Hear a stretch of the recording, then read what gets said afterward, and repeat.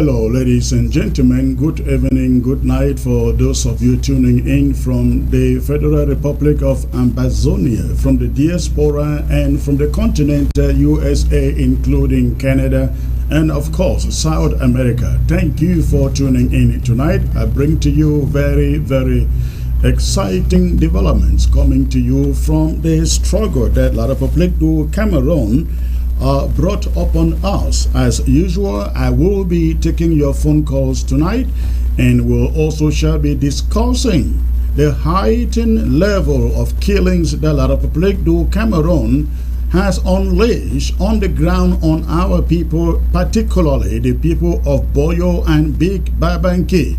We will also be taking a look at revelations coming from the Cameroon Senate in Yaoundé about or against yours truly.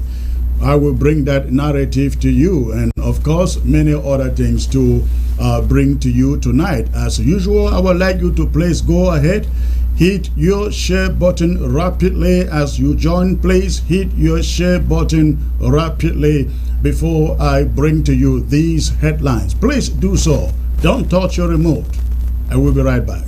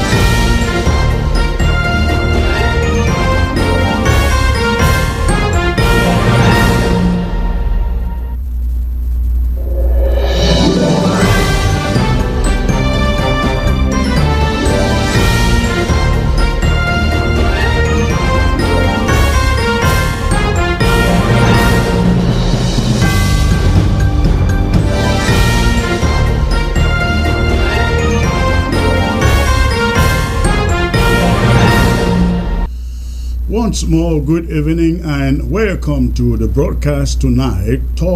News talk tonight, ladies and gentlemen. I like you as you join to again, as usual. Hit your share button. Hit your share button. Let us quickly populate the platform.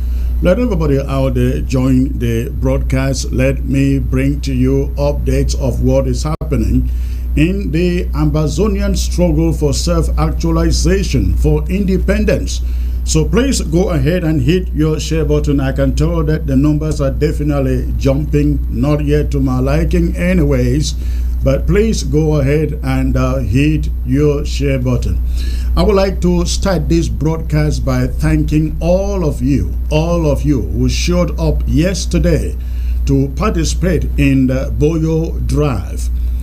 Many of you came out yesterday, put in your widow's mite, and I want to appreciate you because this war is not going to take the majority of us, majority of Amazonians, for it to be for independence to be actualized.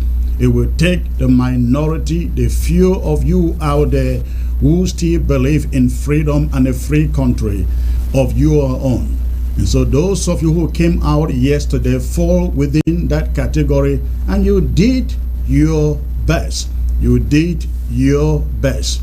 Just before the draft of yesterday, we were able to send out from the interim government some funds to assist the Boyo ARF, who have been battling with the colonial forces in their county from La République du Cameroon. But again, when we called for the draft of yesterday, you came out in your numbers. You came out in your numbers to support the people of Boyo County, but most especially the restoration fighters in Boyo County.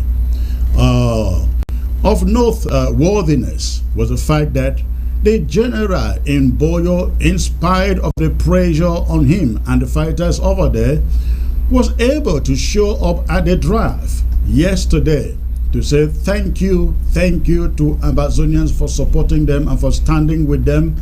He was able to be part of the draft yesterday. Here at the interim government, ladies and gentlemen, we don't believe in propaganda. We don't believe in inflating figures. We do not come out to tell you that we raise $120,000 when we raise $12,000.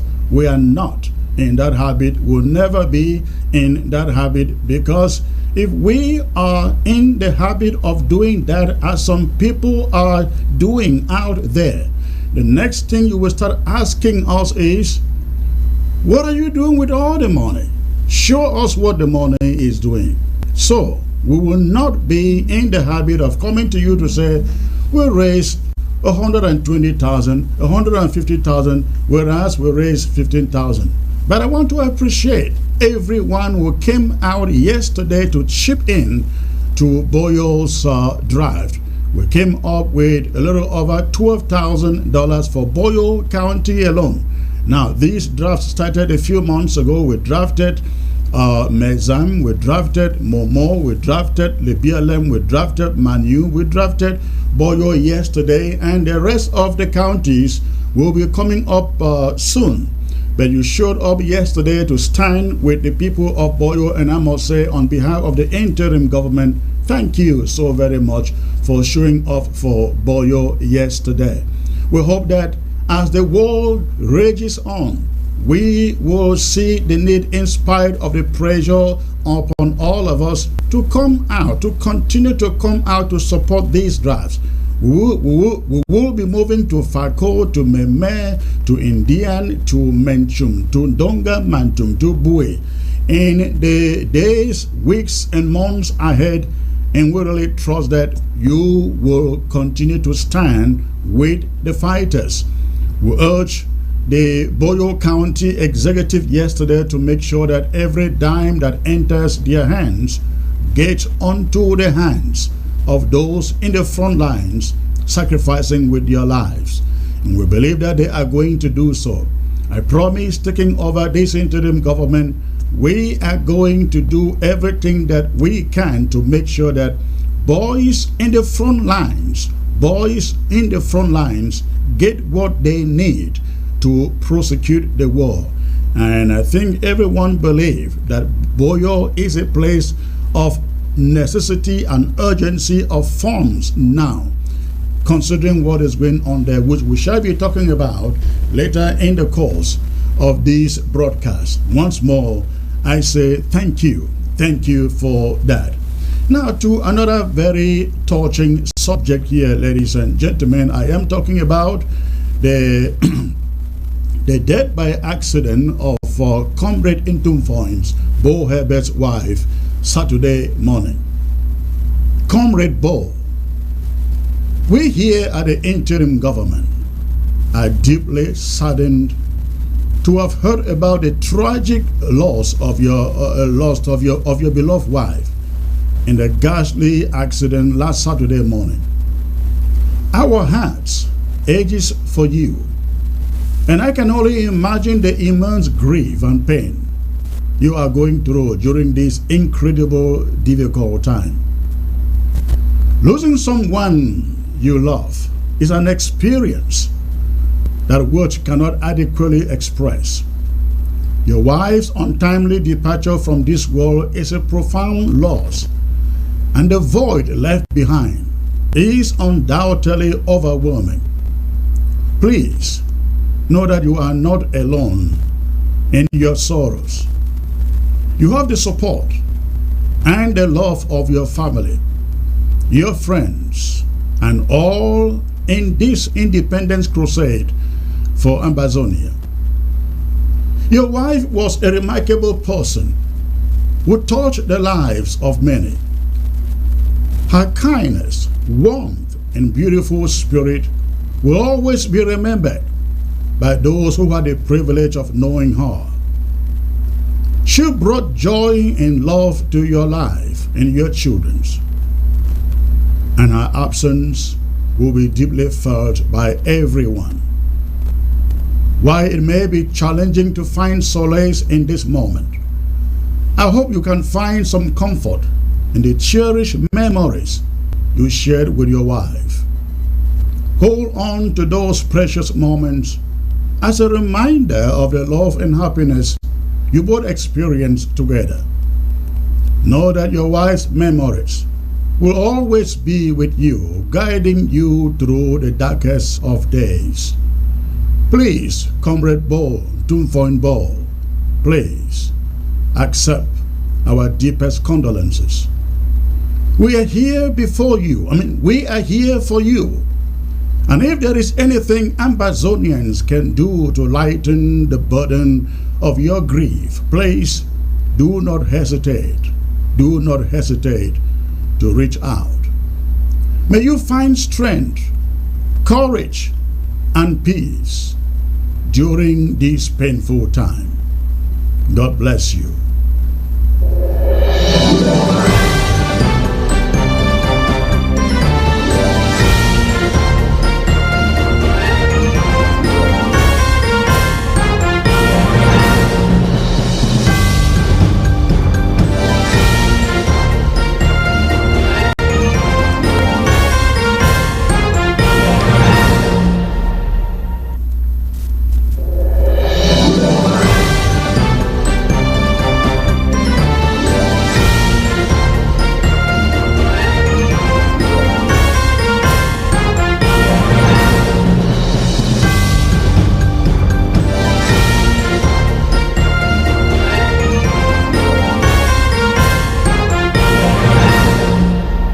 All right, ladies and gentlemen, I will now take you to another subject before I bring you my panel tonight. I will be joined tonight by the one and only Mark Barretta, the Vice President, Comrade Ingeni, and Comrade SOS Fidelis Atienjo.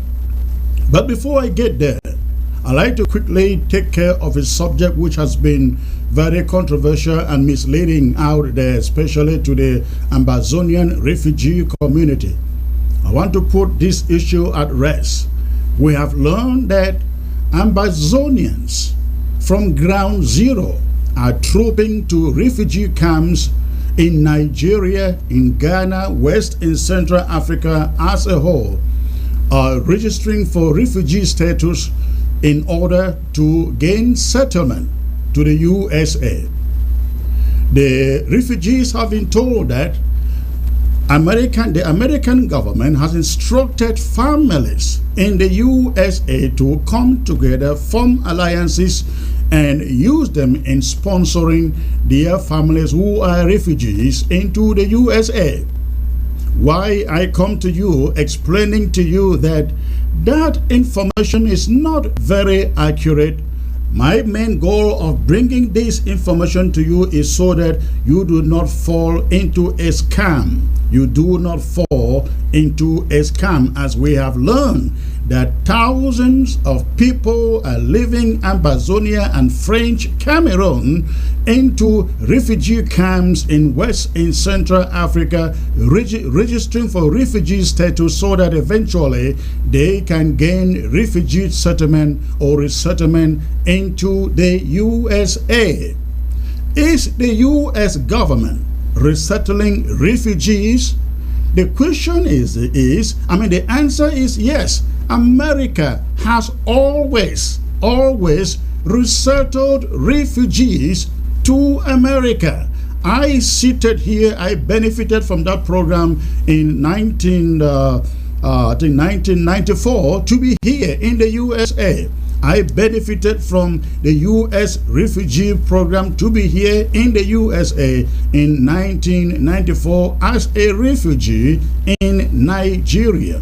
So this is not a new program that is going on. It's a program that has always existed for political refugees who fear returning to their homeland, who fear persecution and torture or death returning to their homeland.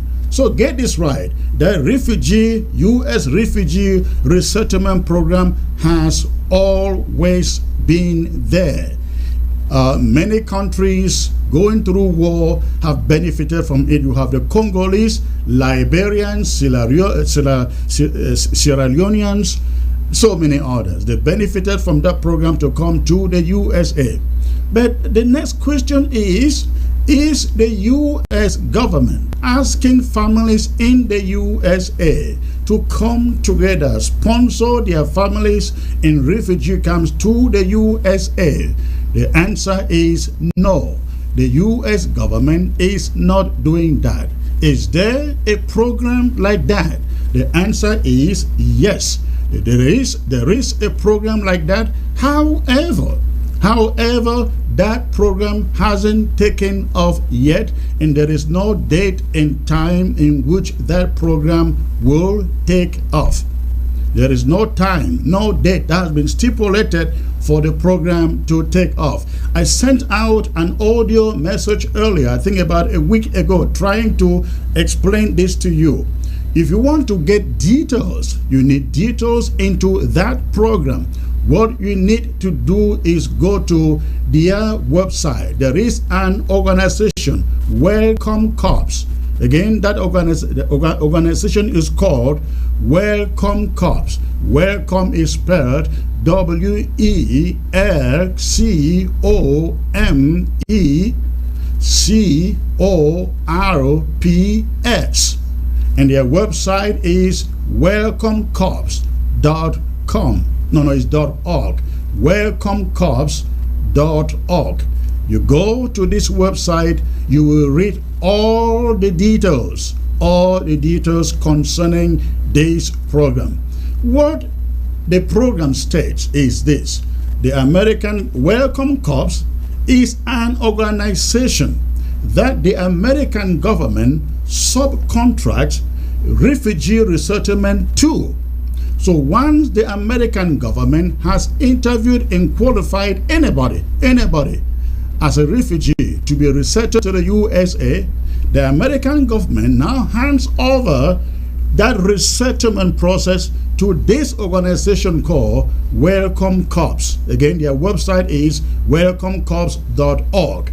So the American government hands over the resettlement process into the hands of this organization. It is this organization that would then have to resettle the refugees with funds provided them by the American government.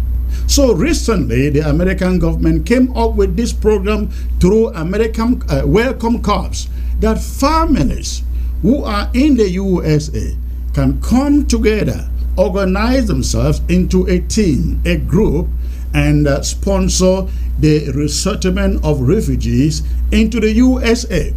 Now, that sponsoring of refugees into the USA does not mean that these groups of families can then pick their brothers or their sisters who are in refugee camps, sponsor them, and bring to the USA. No, that is not what it is, at least not for now.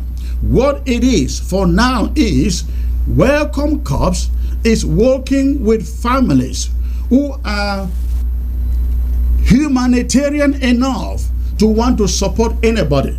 The refugees that these groups or families may want to support may come from Iran, may come from Afghanistan, may come from Iraq, may come from any part of the world. And the rule that these groups of families has to perform is to make sure that they assist the refugees on their arrival in the USA by helping their children get to school, by helping them get jobs, by maybe providing food for them and other social things, other social amenities that the resettler families would need while arriving in the USA. That is their rule, at least for now. At the moment, that is what they are doing. Again, go to welcomecorps.org and you will read all the details about this. Now, the statement on the website states that there is a second part to this program. Now, when that second part is here, is active or activated, families will be allowed to come together and look for particular individuals they want and get them, sponsor them, resettle in the USA. I believe this is the part that many people are misinformed about. That is what that section states. Now, that part of the program hasn't started yet. If you read on the website, it tells you, yes, that part of the program is there, but they don't know when it is going to be officiated. So there is nothing at the moment linking families in the USA, resettling other families from refugee settlements anywhere in the world. I am saying this so that, because we have learned of people spending millions in the hands of some opportunists who are telling the people, if you just pay this amount of money, or we are going to get your family into the USA, we're going to get your family resettled into the USA. And so people are trooping from Ambazonia and French Cameroon into these refugee camps, paying fabulous sums of money, hoping that they gain resettlement into the USA. Please do not let your family waste any money trying to get resettlement to the USA. And by the way, if you are a refugee, resettlement to the USA doesn't have to cost you a dime. Again, listen to me. If you are a refugee, resettlement to the USA or any other country in that matter shouldn't cost you a dime. Is a free program. All you need to qualify for resettlement to the USA is, number one, refugee status. You must have a refugee status in any country, either Nigeria, Ghana, anywhere in the world except Europe. I think Eastern Europe is not part of that. But if you are in Central, Western Europe, you are not qualified. Eastern Europe, yes. The Middle East, yes. I'm talking about Iraq, Iran, and other war-torn countries. Now, if you are in any of these places, you are qualified to apply for refugee status. Now, you don't have to be in Indonesia or Iran or China and apply for refugee status and go to Nigeria or West Africa to apply for refugee status. If you want to do so, nothing wrong with that, but you can apply for refugee status wherever that you can, if you can prove that status. So number one, you need your refugee status and you need your refugee card. Now, the moment you have gained your refugee status, the next thing you will have to do is apply. Go to UNHCR in the country where you live, apply for resettlement status or resettlement to the USA. You will then need to go to the protection officer in that UNHCR office. Ask for the application form. You don't have to pay for that application form. It's a free form, and every protection officer's office will give you that form. And don't give them any dime, because they have no control whether you are accepted for resettlement or not. All they have to do is secure the form. You go and you fill the form. Now, do not forget, just to become a refugee can take you 1 year to be recognized as a refugee. It just depends what country you are in or seeking refugee status in. But it may take up to a year, may take 6 months, some may take 2 or 3 months. Again, it just depends which country or what country you are in. So after you secure your refugee status, the next thing for you to do is to apply for resettlement. You now go to the UNHCR Protection Officer's Office, ask for application. And what you may want to tell the protection officers to get that application is that you have your family in the USA that is ready and willing to assist you resettle to the USA. That's all you need to say.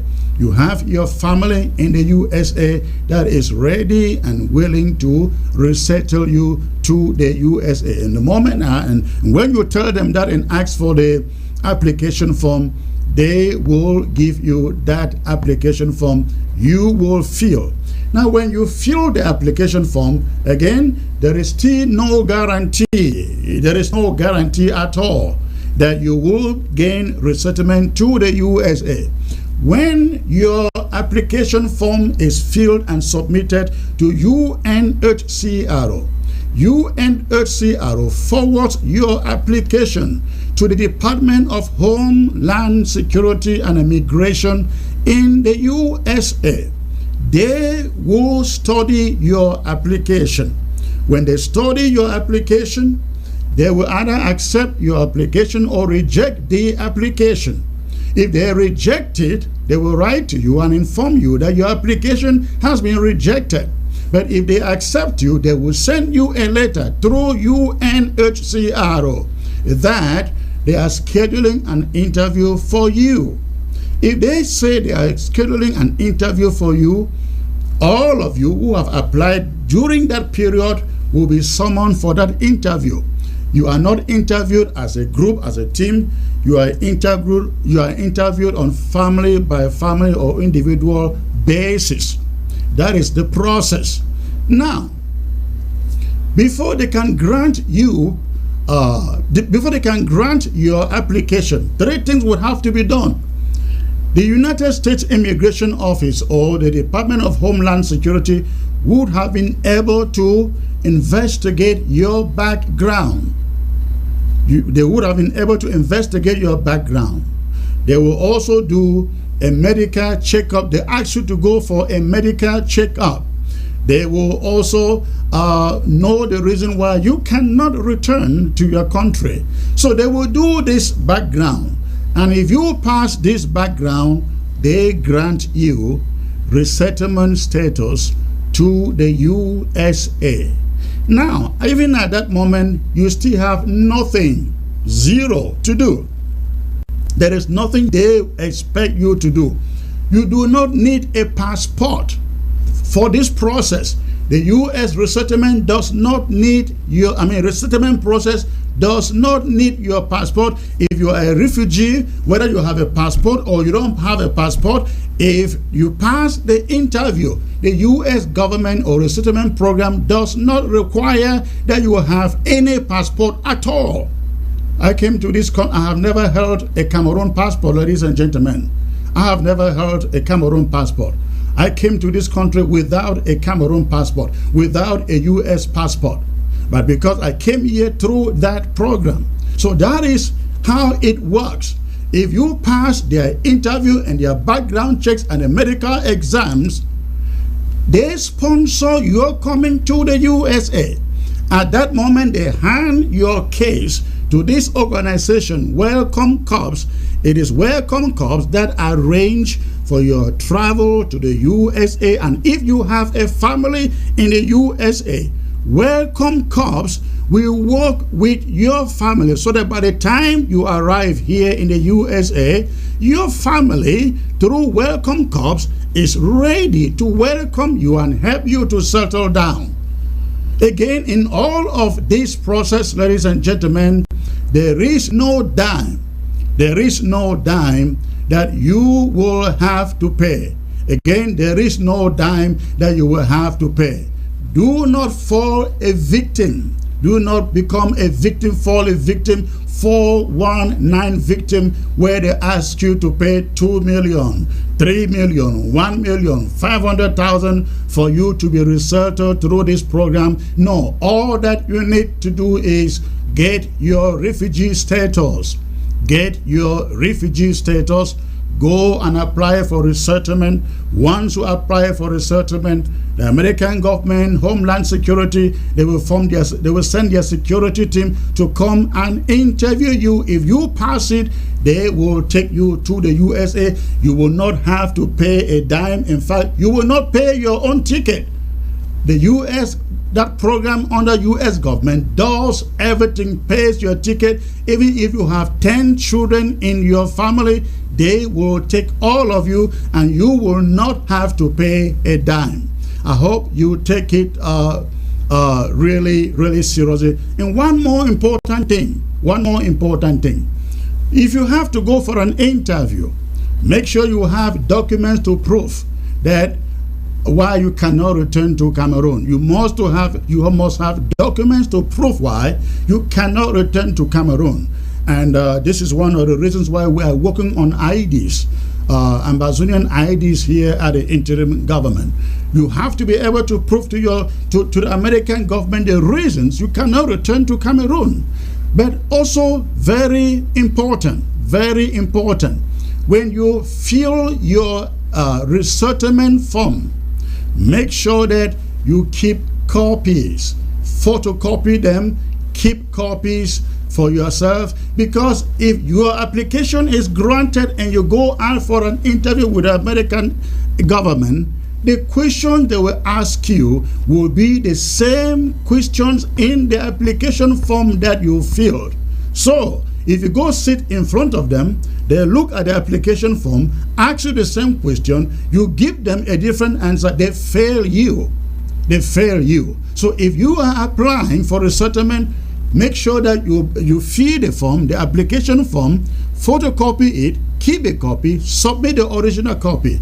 Because it may take them 6 months or 1 year to come for that interview, and you may have forgotten whatever you put in that application form. It is important you fill the form and keep copies, so that when you hear that they are coming for interview, you can go back to the application form, refresh your memories of what you put in there. I hope this makes a lot of sense to every Ambazonian out there. Do not fall victim, because this program does not require that you pay a dime out of your pocket. It doesn't require you to pay anything at all, not at all. And again, your families in the USA, there is no program now that requires them to get you resettled into the USA. There is no program. But even if that program existed, let me still explain this to you. Even if a program as such existed, you will still have to go through this process. No family in the USA will walk to the American government and say, I have refugees in Ghana or in Nigeria, and I have money to bring them to the USA. No, the US government will not accept it. Everybody will still have to go through the scrutiny of an application process, interview process, background check process. It is when you have passed through all these processes that the American government can then say, okay, you qualify to be resettled to the USA, and they will hand your names to welcome corps, and welcome corps can work with anybody to bring you to the USA. I'm hoping that it makes it is inspiring and enlightening here. I just wanted to make this case very clear so that everybody out there understands what this program is all about and not be duped by scammers. All right, when I come back in 50 seconds, I bring to you the monologue for the day and bring my guest for tonight. Stay tuned.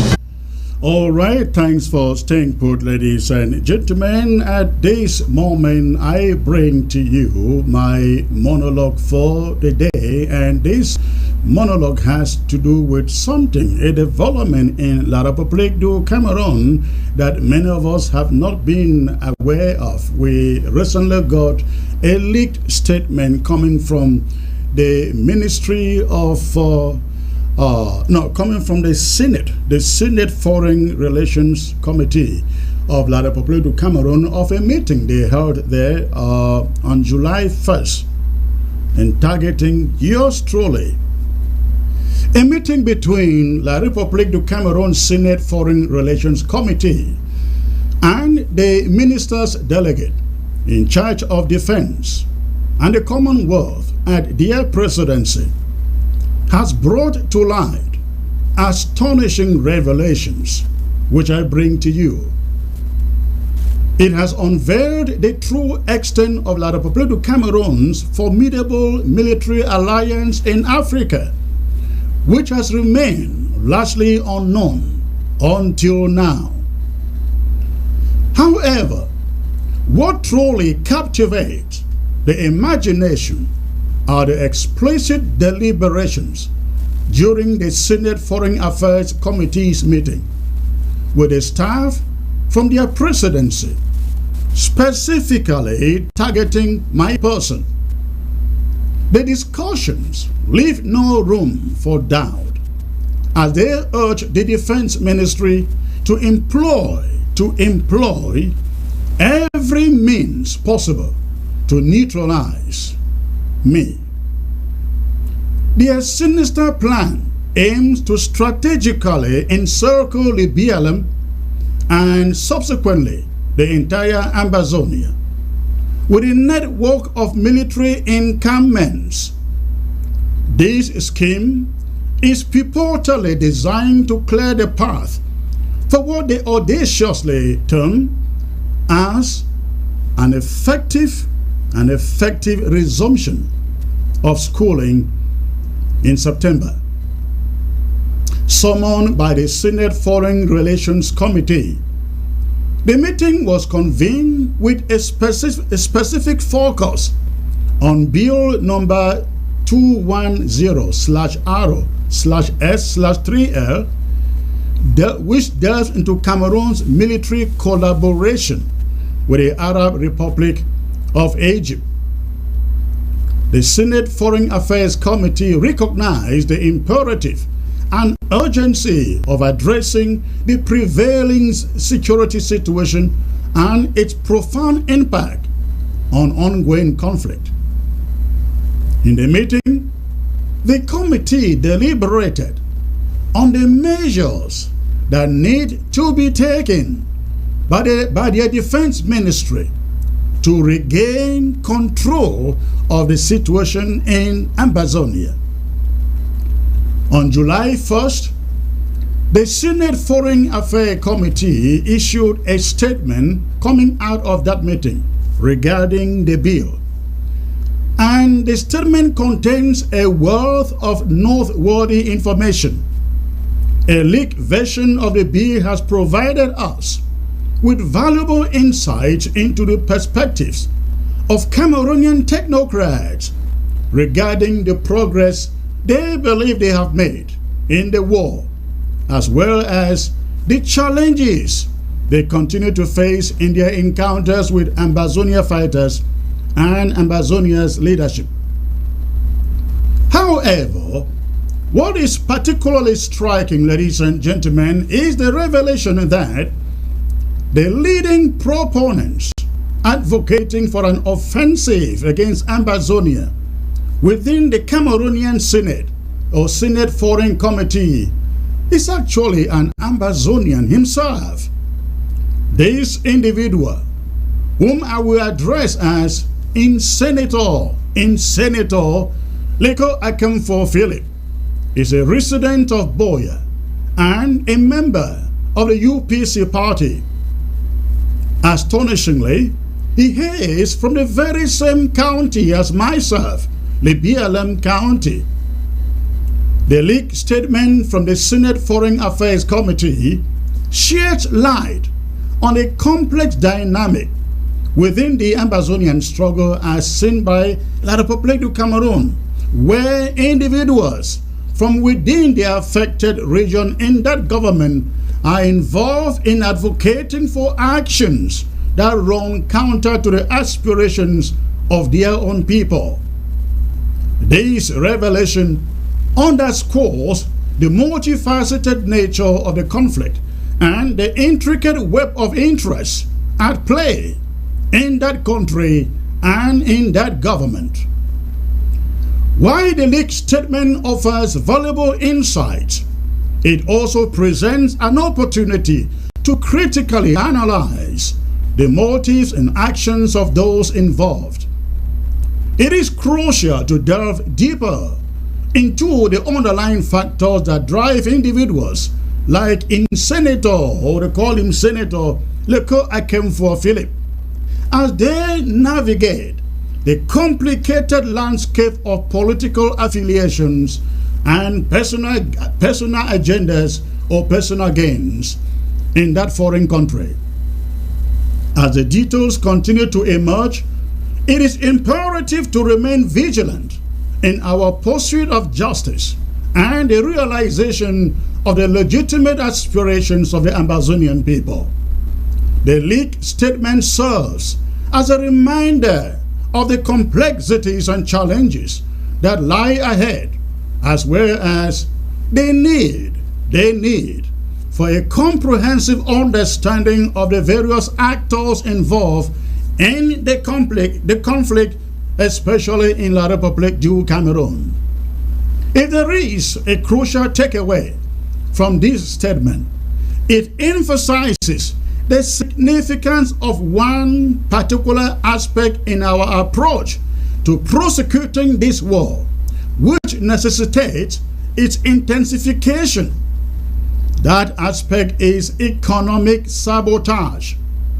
Ladies and gentlemen, economic sabotage is proving effective, and moving forward, it is imperative that every individual involved in this endeavor commit themselves wholeheartedly to take it even to greater heights. That is economic sabotage. Economic sabotage will create discord between La République du Cameroon and its creditors. It will compel them to spend beyond their means. It will force them to allocate more resources to the military rather than addressing the essential needs of their civilian population, such as infrastructure, healthcare, education, and the public sector salaries. For those within the Amazonia population who are unable to bear arms or join the guerrilla warfare in the forest, it is important to realize that you are not without options here. You have options. La République du Cameroon's interests are pervasive, manifested through their business establishments, their business interests in our territory, their colonial installations, and the like. Just imagine the impact you could make by rendering those installations inoperable.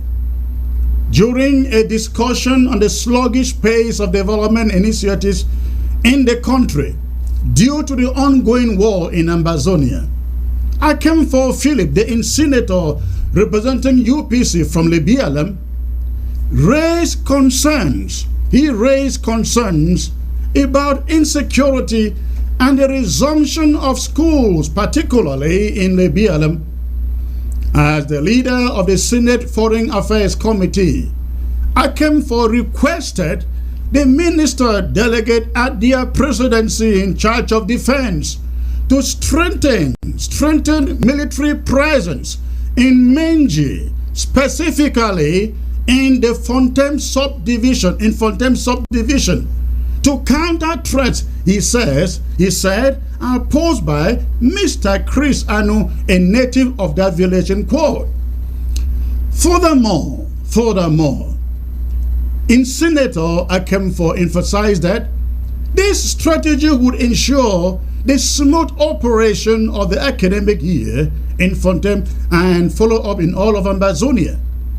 The Foreign Affairs Committee representative also expressed gratitude towards the Cameroon Ministry of External Relations for supporting Barrister Emmanuel Nsalai, who they believe is effectively representing Cameroon's interests in the American court against separatists in quote like Chris Anu, the brother of Field Marshal, a dangerous terrorist who was neutralized by the defense and security forces, end of quote. Again, that is coming from the Senate of La République du Cameroon. I'm quoting them there. We do not identify as separatists or terrorists. We consider ourselves liberators. History has shown that individuals who were once labeled as terrorists have gone on to become esteemed liberators and patriots. Therefore, we are not surprised by such labels. And if they believe that threats like these can dampen our hunger and pursuit for freedom, they are mistaken. Again, they are mistaken. I have expressed this sentiment before, and I will reiterate it here again. Cameroon is not my country. I would rather be in prison than be referred to as a Cameroonian citizen, particularly in its current shape.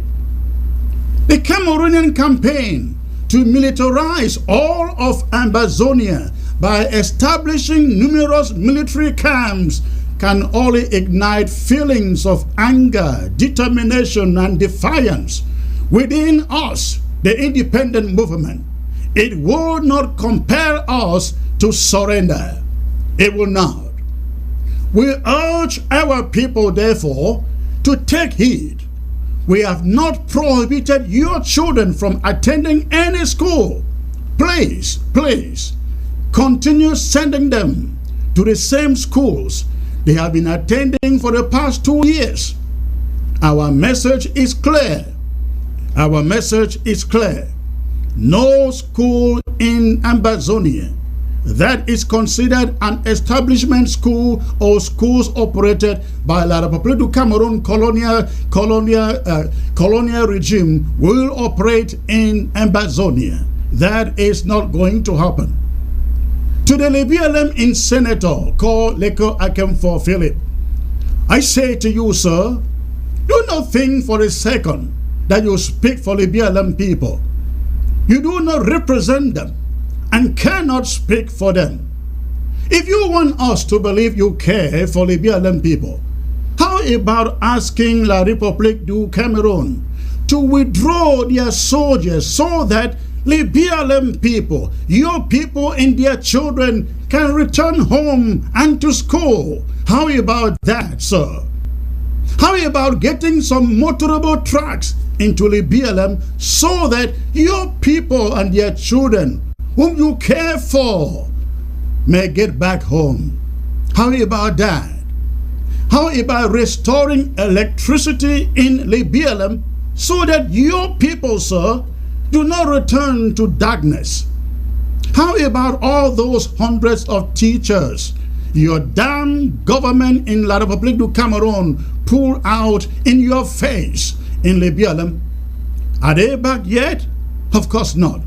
Or which reopening of schools are you referring to, sir? You remain an enabler, a blackleg, and we hope you will remain a citizen of La République du Cameroon after an independent Ambazonia.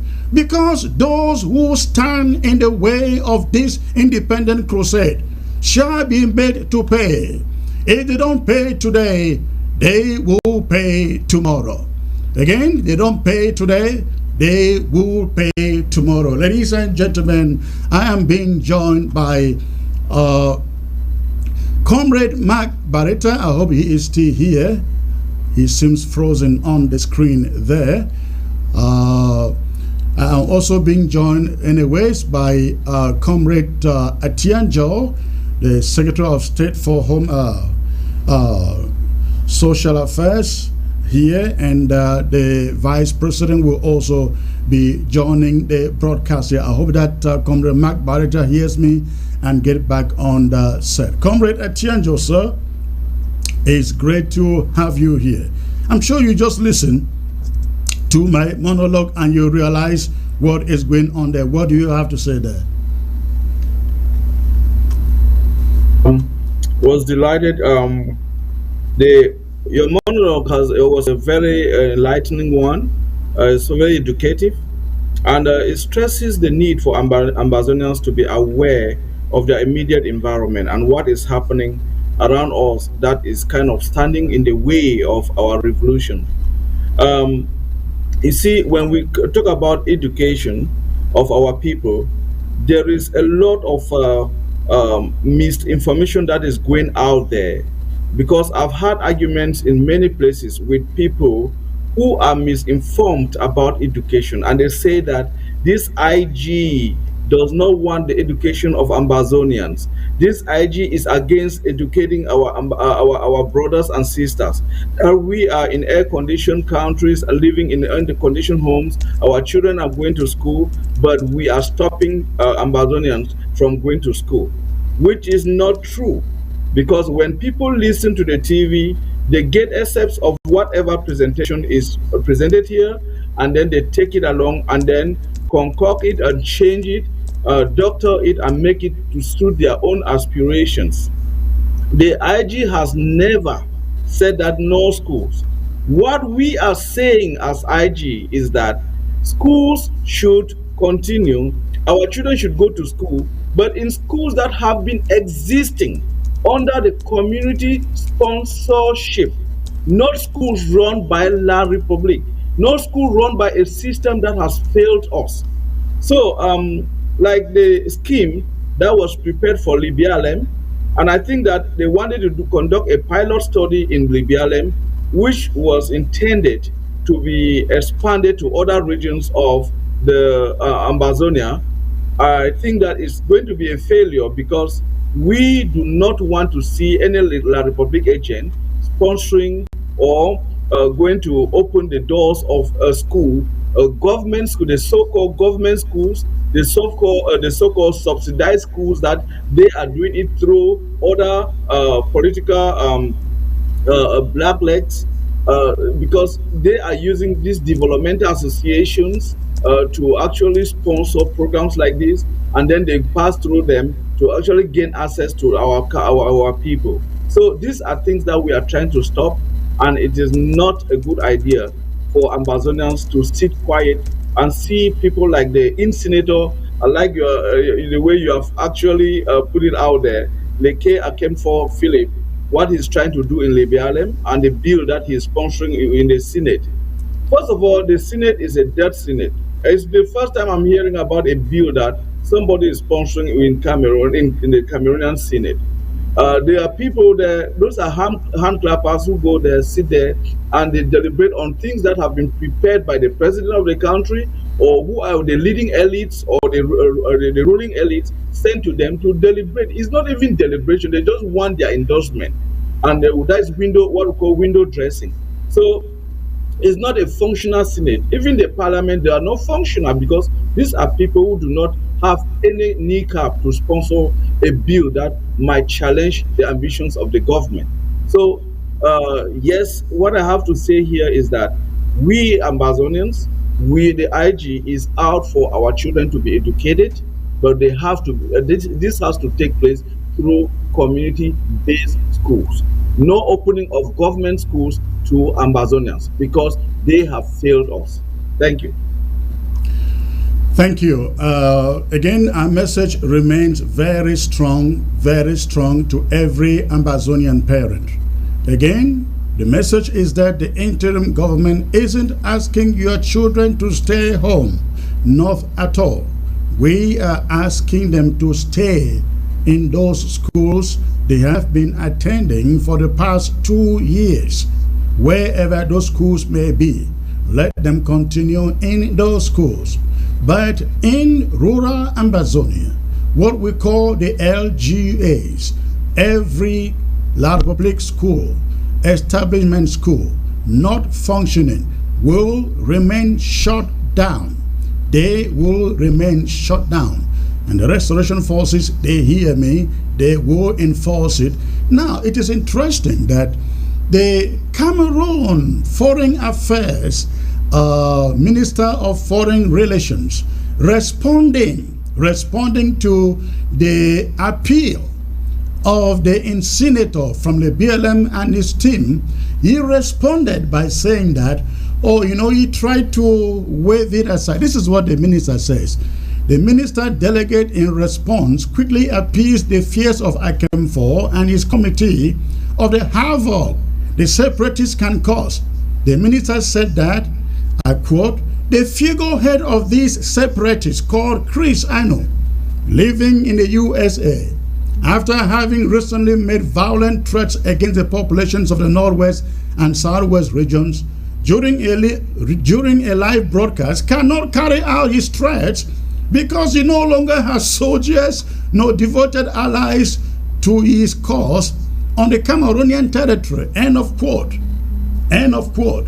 That is coming from the Minister of Foreign Relations. What do they call it? The minister delegate in charge of foreign relations at the presidency in La République du Cameroon. Chris Anu can no longer carry out his threats because he is a figure. Now, Comrade Atienjo, let me get back to you. We hear this again and again and again and again.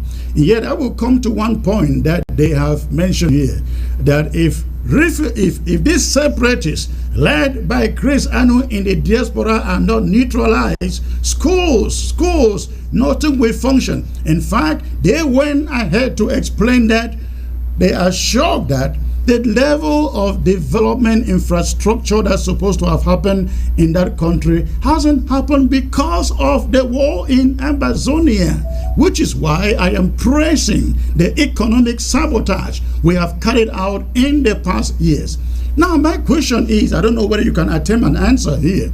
My question is, are they really serious?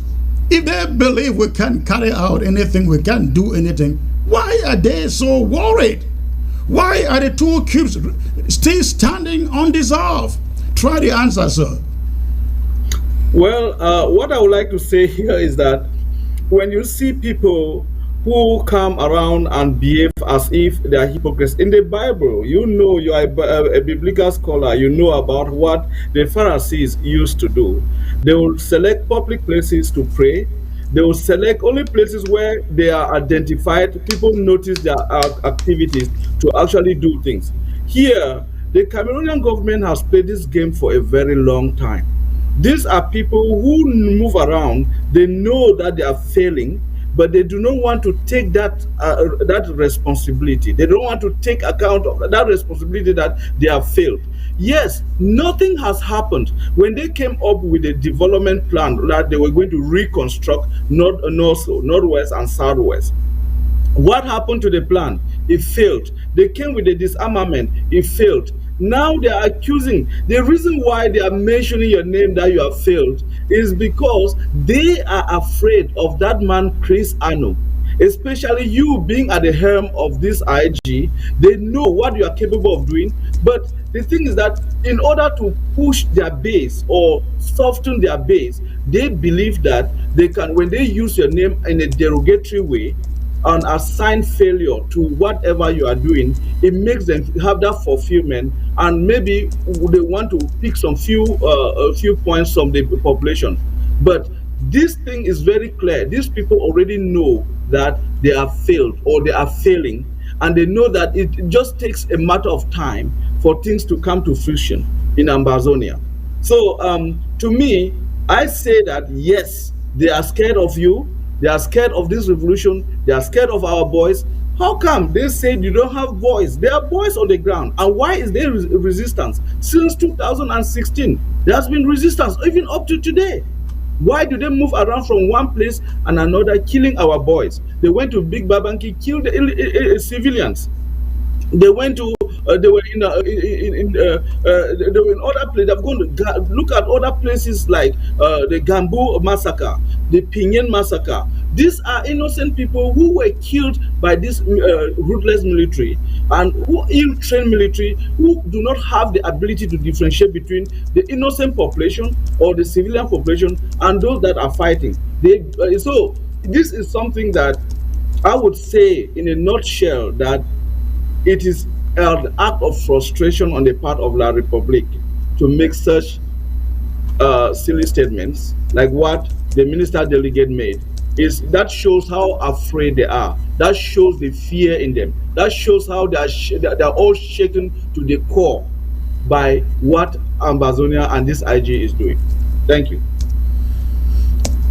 Yes, actually, I will read one of the quotes coming from the Senate that laments the slow pace of development in that country, and it goes back to, I think, 2018. That is when the war started. They are lamenting the slow pace of development, which is why we say, hey, listen, economic sabotage is working. Now listen to what they say. Listen to what they say. They say in the leaked statement from the Senate Foreign Affairs Committee in Yaoundé, their minister delegate in charge of defense and the presidency is presented lamenting how the war in Ambazonia is seriously slowing down, or has seriously slowed down development efforts in the country. And I quote, "The security crisis in the northwest and southwest regions," they say, despite the ongoing stabilization in their minds, they are having stabilization now. Despite the ongoing stabilization, is having a considerable impact on national development efforts. End of quote. Can you believe that? Who says that economic sabotage is not working, Dr. Atienjo? It is working, and that is the reason why we have to use this tool and make sure that it works. Because when this tool works, it's going to put La Republique on their knees. So yeah, economic sabotage. We need to expand it to a level where most of these people are going to feel the pinch. First of all, we have to make sure that we ban the sale of La Republique products, especially French products in our territory. We need to make sure that timber is not exported. Those few roads that they are using right now, they need to put them or shut them down. And then they also have to make sure that, because food, just the amount of food that leaves the Ambazonia to the French region is just so much that if that is stopped, and markets are encouraged within the Amazonian population, that is going to help. So economic sabotage is something that we really need to pounce on. We need to work harder on that and make sure that there's complete obliteration of any trade deals or any economic products leaving Amazonia to La Republique, or leaving from La Republique to Amazonia, especially when it comes to the sale of things, consumable products like beer. Those are things that we do not need their beer. We don't need their beer in Ambazonia. And this is something that has really intoxicated our population, has really put our population under that dependence that makes them to feel like if they do not take this from La Republique, then things are. So the La Republique influence within the Ambazonian territory is kind of been impacted by some of these products that live from there for the consumption of for our people to consume. So the best thing to do is economic sabotage, and we can see them lamenting because they are feeling the pinch of it. They are seeing what is happening within the Ambazonian struggle, and they see what the economic impact or sabotage has done to the economy of La Republique. La Republique has been knocking doors, international donors, doors, begging and begging for loans. There are nowhere to be. There are no loans to them. They know that very well, that this revolution has brought them to their knees, and they should accept it and do what is right. Thank you. Thank you. Let me get to the VP, Comrade Ingini. I believe you have been following this conversation from the monologue that I presented out there, what senators in La Republic of Cameroon are trying to do and are lamenting about. Comrade Ingini, can you hear me? All right. Yes, I'd like to get your take on this. Thank you very much, Comrade Chris, for the monologue. I think it was a very, very deep message sent out to our people, very, very educative, and not only sensitizing the people, but awakening the minds of those who have still been thinking in the box of captivity. You know, when from the few examples and this Like man that you mentioned, who was standing out in his demonic zeal for La Republique, and at the expense of the well-being of our people. We have quite a number of them now standing out everywhere in the demand, sending out messages, videos in the southern Cameroons. And when you see the zeal upon their faces, you see it's a counterfeit mask, you know, against their own very joy, walking like slaves bound in the hands of the master or condemned for slaughter if they don't deliver the goods they have been sent for to deliver. And when I listen to a monologue, I call it a reawakening. You know, it's a message to the seated Ambazonians who have stood up and who are determined for their cause, and to the ones who have been on the fence, wondering whether to stand in or come down and join the masses of their people, and to say no to this carnage, wickedness of La Republique everywhere in Ambazonia. And I think the message has gone through. I really want to applaud your committed efforts for that. You know, I just greetings to Dr. Atienjo. Thank you for the wonderful contribution so far. When we are talking about economic sabotage here, one of the things that laments the heart of La Republique is not just the food that has been leaving the southern Cameroons to the La Republique and feeding their citizens. You know, we have countries like Gabon, Equatorial Guinea, that I know, you know, the amount of food I have seen, not that I heard, that I've seen, leaving Ambazonia to go to these countries. They are helpless without the southern Cameroons. I have seen trucks upon trucks leaving southern Cameroon daily, you know, and transiting through La Republique to these countries. And they are crying in desperation, they are crying in helplessness. And I know La Republique have been harvesting so much from them economically through this food stuff, you know, from the benefits of the southern Cameroons.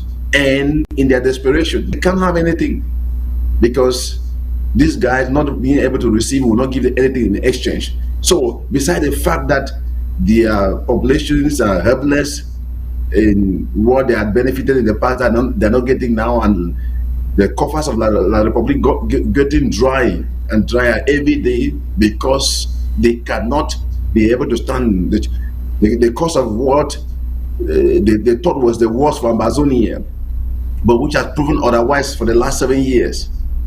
They are wondering what to do.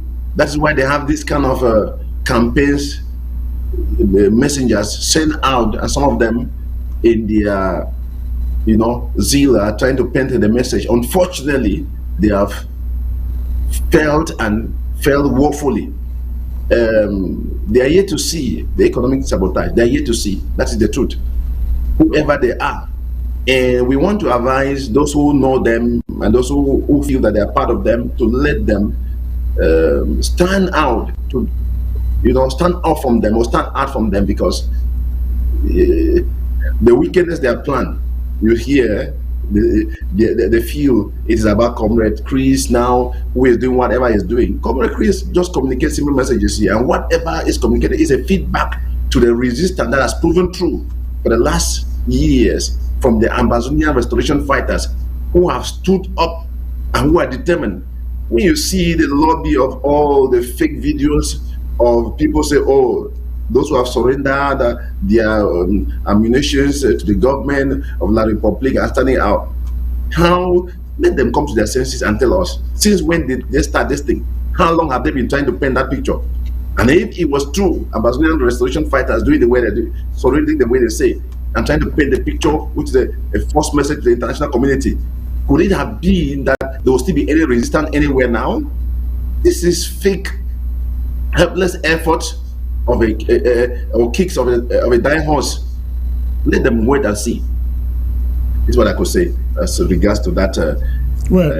Thank you for that exclusive analysis there. One thing that we observe in about 2 weeks ago, I'm posting this to both of you there.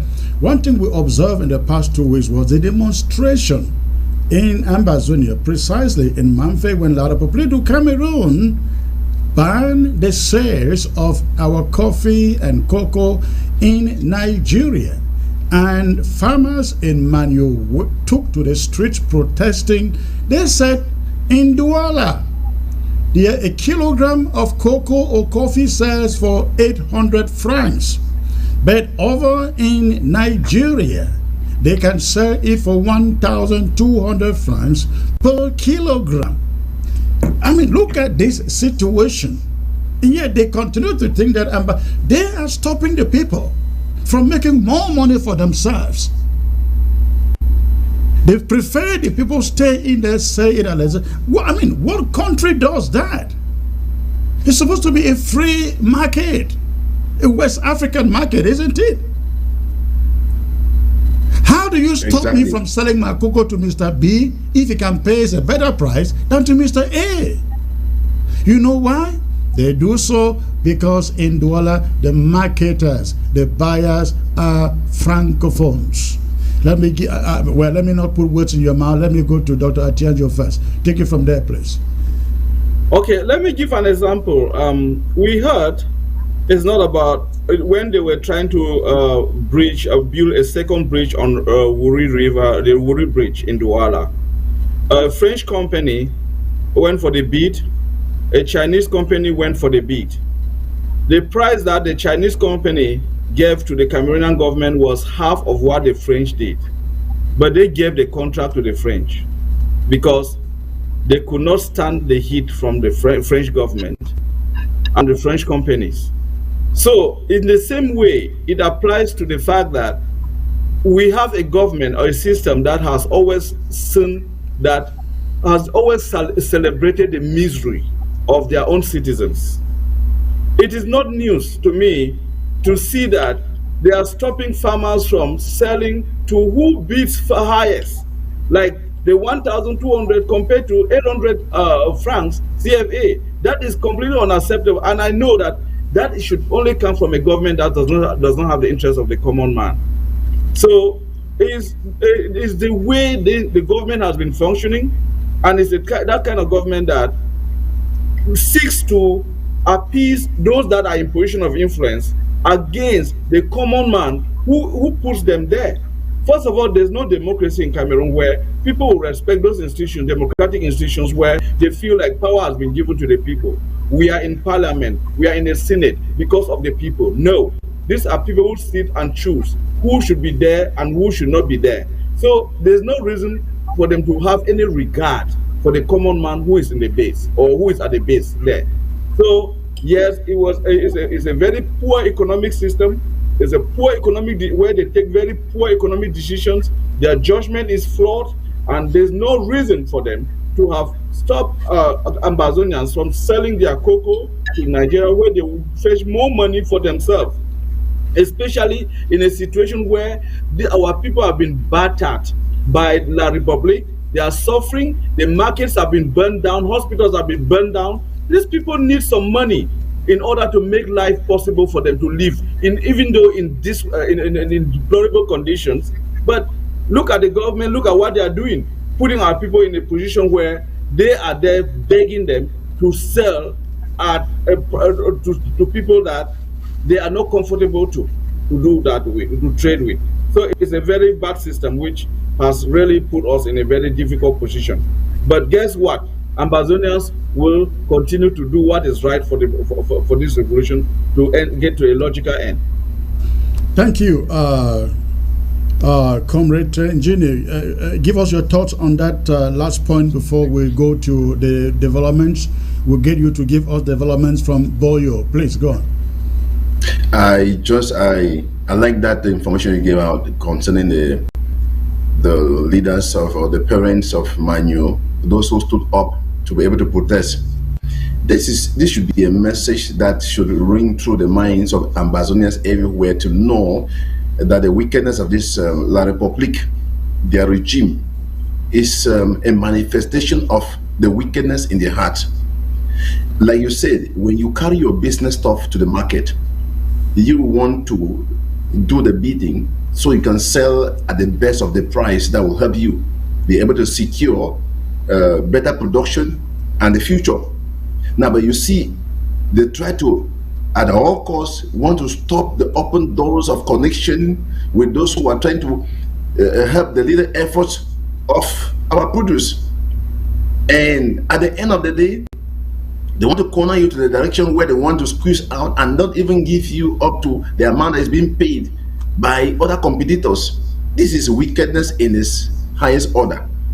And I'm happy that the few people that stood out for that demonstration to show they are not happy and they are not ready for that kind of thing, the message should be one and should be clear that enough is enough. Never again. Never again in this deception. Never again in this manipulation. Never again in this wickedness. Never again in all that we have suffered in the ignorance of the past. There comes a time when people come to the knowledge of who they are and all they have suffered in as a frustration in the past, and say enough is enough. They start up. They are going to shake off all that had been a bondage upon their life. I mean, the yokes will be broken and they have to march out freely. When you made mention of that, I remember many years, some friends, some of my friends told me something which I verified and found it was true. When this American lottery started, they didn't know La République, at a certain point when they discovered the amount of people that were, getting involved, in the American lottery, finding their way out of the country, they started cheering. Before it became an online kind of a way forward, it was done by post, and they started discarding every post that was sent out for that. And when I'm just trying to paint this picture to say what they are doing is not something just because of the crisis now against the Southern Cameroon. It's something within their nature. They're just manifesting the reality of who they are. All that we have seen this far, it's a clear picture, a revelation. The wind has blown. And when it blows, you can see what has been hidden. And the international community should know.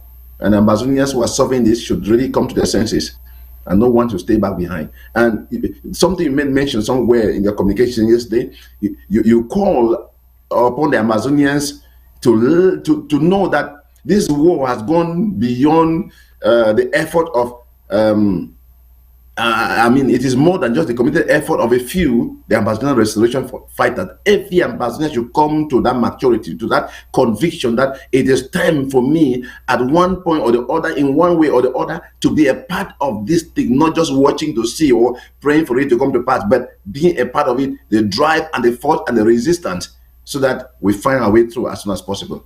Thank you.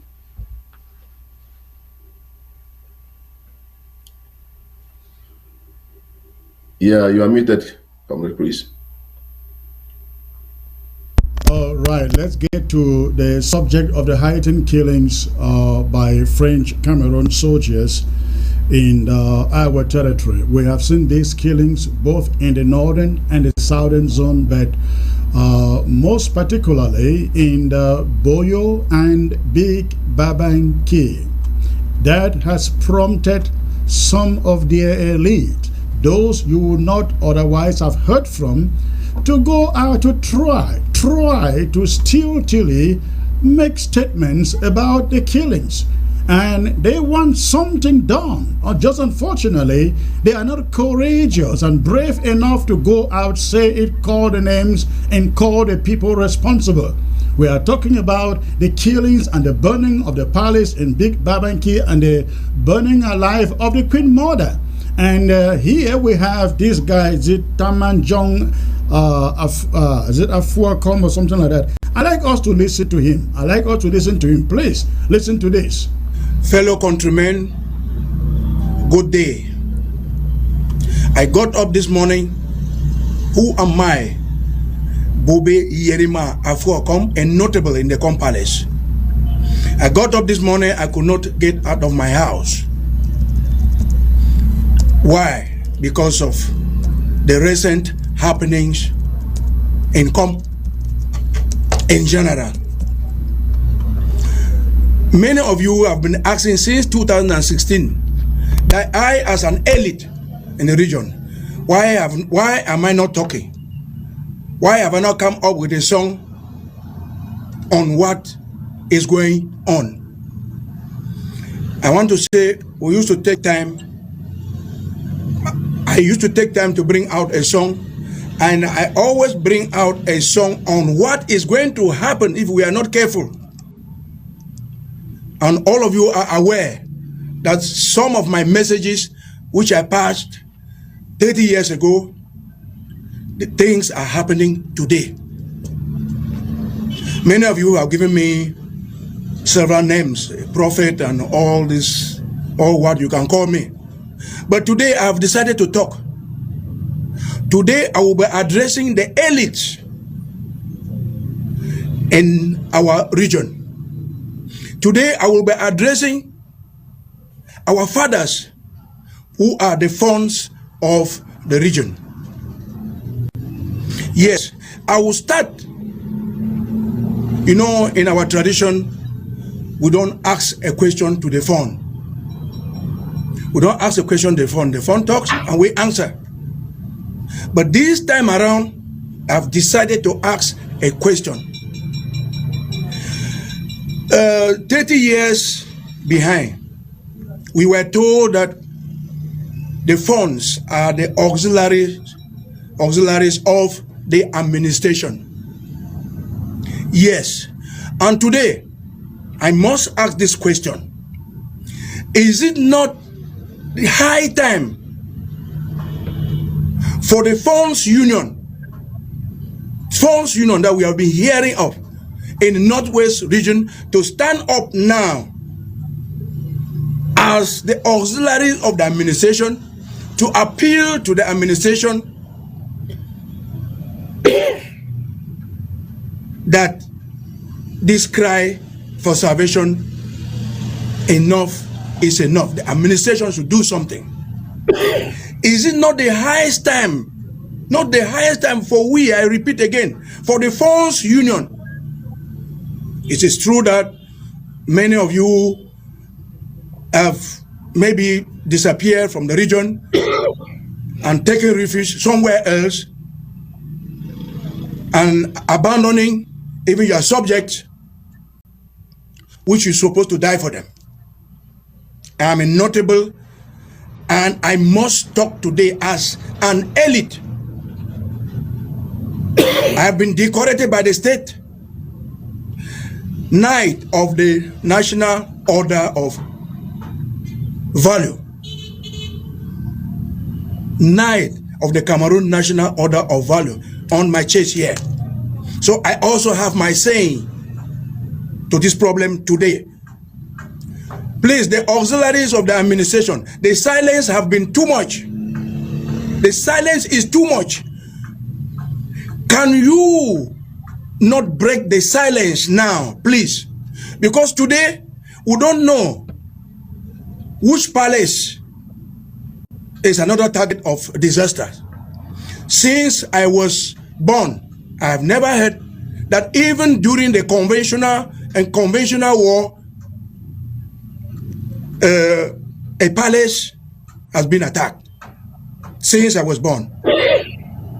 So, whether it was accidentally, please, we don't know the next palace now. We don't know the next palace.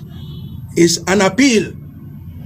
It's an appeal for me to what is happening, that you should break the silence. The funds union, you come up now as one and appeal as the auxiliary of the administration. Please, you cannot be an auxiliary of the administration and then you are not talking to the administration on what is going on. I'm the promoter of the culture of the region in so many ways that you people know. I talk in music and I've been talking in music. Please, the administration is waiting for you to come up to break the silence. My fear is that we don't know the next palace. We don't know the next queen mother that is going to be a victim. Yes, we don't know. So that is my appeal to you. I've decided to say it out today that even if you people were sleeping, you should get up now. You cannot be an auxiliary of the administration and then something is happening that you don't talk to the administration. Yes, you don't talk to the administration. And nonsense people are dying, innocent people are dying, innocent men of a uniform are dying, but only the family, the families of this one, be it at the side of the soldier or be it the innocent ones at the side of the civilian, who are not even aware of what is happening, will continue to die every day, continue to die. And we're sitting there, we are clapping our hands. We're sitting and clapping our hands.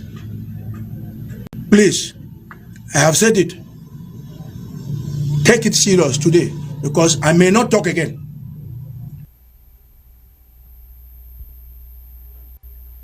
Take it serious, because I may not talk again. Prince Afua, come now.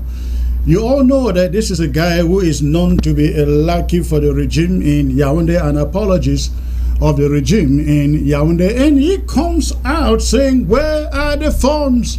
Where are the chiefs? One of yours palace is burnt down, and the mother burnt down in the fire. None of you saying anything. Where are you? He is essentially indicting that institution, and it is shameful, ladies and gentlemen, that a whole palace is burnt down with a queen mother burnt in it. Not a single so-called northern zone fund, or they call it northwest fund, dares open them out. What kind of people, what kind of a country is this? VP, let me give it to you, because that guy, you know him better than I do. He is doing something that very many people do not expect to come from him. Exactly. Thank you. And when he said, I have said it and I may not talk again, it was like saying, I don't know what they're going to do with me for risking to put up my head now. And that is the truth of who these guys are, the regime. You know, they are able to do anything. And he claims he has been ordained as the national word of valor and he should be able to speak out. Well, that is just to bring the point, Comrade Chris, you've been mentioned, Mejang is not in Babanki, it is in Bello local government area. It's one of the villages at the extreme ends, Belom Bingo, within the Bello local government area. That's Mejang. So it's part of the local government area where these guys invaded last Thursday by 3 a.m., the dawn of that new day. We don't know where they got the information here, and that Ambazonian restoration fighters, the warriors or boyos, were hiding there. Unfortunately, they went there, they were not there. And the few of them, our few warriors who were out on the mission surveying the land, because what they do is they survey the land. They're really in control, and we really want to thank God for that grace and the wisdom upon their lives. So they had this confrontation with them, and they were killed. They were killed. 4 of them were shot down, and shot dead, and several of them wounded. Now, the news I got was the fact that They were these four that were shot. They didn't carry them out of that place. It's like they went and threw them somewhere in around the bush, and then carried the wounded ones. When they came out of the road, they had no way because they had walked down to that place on foot. They had to made one of the vehicles from Bingo Baptist Hospital that was transporting some patients, and they had to stop the vehicle, remove the patient, put aside, carry those their wounded soldiers away. And when they were done, they came back and dumped the vehicle there. Now, that is when reinforcement came. They had cried out, and La Republique regime sent in reinforcement. And now they invaded that Mejang land and the palace, trying to hunt, and they were not able to find any of our boys who had retreated. So now they raised down the palace.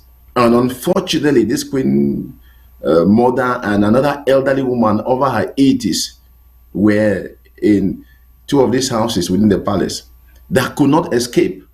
And the fire raised down everything. And I just sent you the pictures. Unfortunately, it was late. You couldn't have seen them, because if you had seen, maybe you would have showed them up here. You will see the picture of this queen mother and the remains that have been roasted like a small goat somewhere. These are things that have happened everywhere in the different ends of the southern Cameroons. And we're wondering that people will still be able to stand up and talk. Like we see this guy here, Prince, his name is Tubo, Martin Tubo, and his artistic name that has painted through this year has been Prince Afocom. And they speak the way they do. He's speaking from the burden that something has been touched, because he's linked as a prince from the county of Boyo. Yeah. And those are his roots. So connected. That is what prompts him to come and talk the way he's talking. And he's crying out that I don't have the guts to talk the way I'm talking. But people who should have been talking are quiet. Where are they? Why are they not speaking? And he ends by confessing he may not talk again. That is the truth. So this is what happened there in Mejang Palace. And the situation has really been very, very terrible, because people, the rest of the neighborhood had fled away. And till now, I have not seen, not even a headline, like sometimes we used to see the agents of the Republic trying to communicate headlines in the news about it. Nothing. It is so sad. You bear witness that none of them has been able to write anything about that or say anything about that, not even the media. It is so sad, because in the world like us, we should have some media men and women who are able to stand out and speak the truth without mixing up things, without, jungling with their tongues. Speak the truth the way it is, in the transparency of effective communication. But it is lacking. So when nobody speaks, the media that is supposed to be the voice of the voiceless and the voice of the helpless, where are they? That is the truth. But on the other side, before you see, if they were to do anything, you see a caption of a news on one of the newspapers will be, the Amber Boys have raised down one of the palaces there in Boyo. Oh God, it's terrible. Let me hold it up. Yeah, thank you. We don't have a media. We don't have a courageous media in that matter in that country. None exists. The so-called Guardian Post is not a newspaper. Most of them are not courageous enough.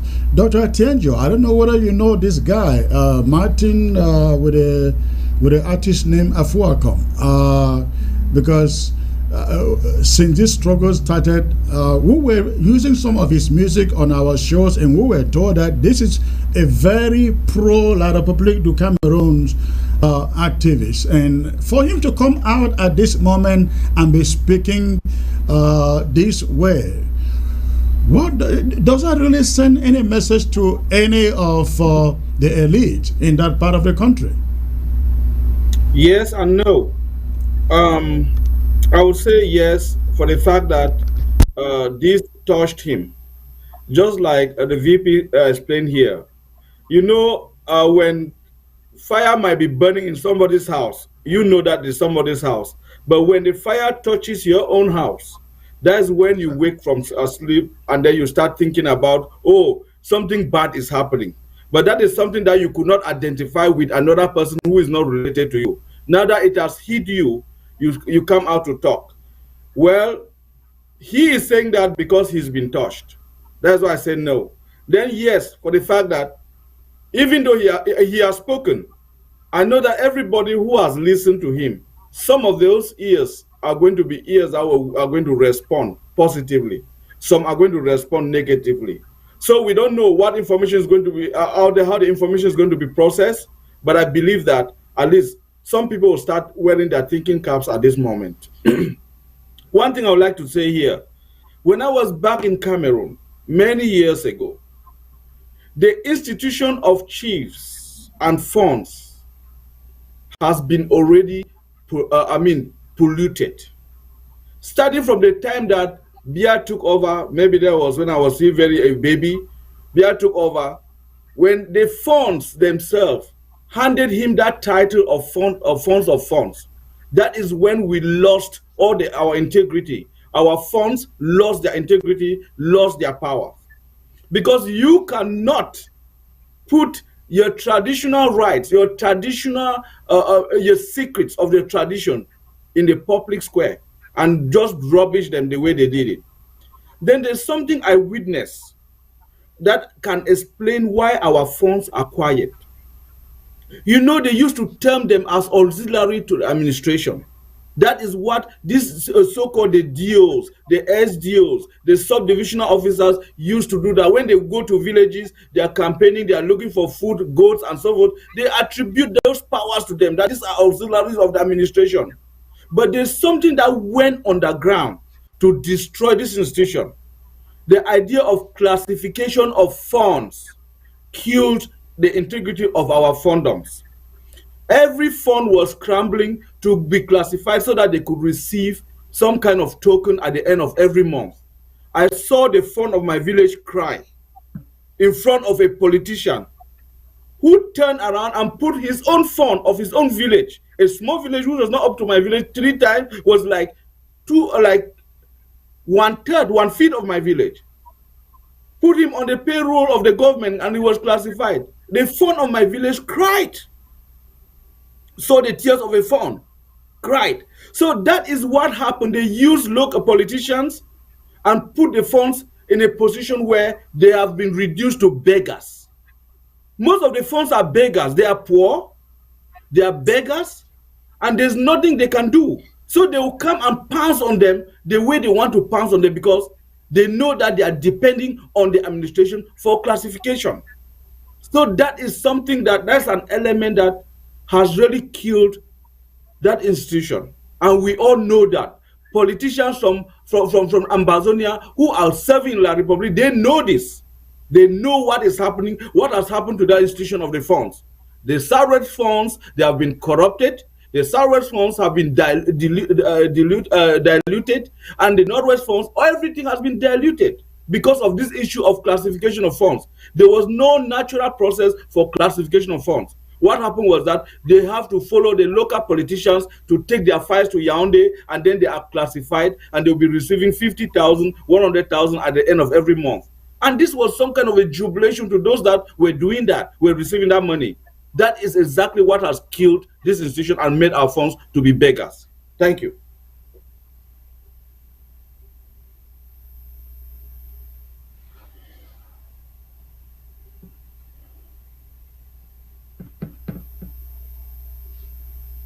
I think there's something. It's quite unfortunate what is going on with our traditional institutions, but that is what dictatorship does. Dictatorship brings every authority under its control, and that's what happened to our traditional institutions.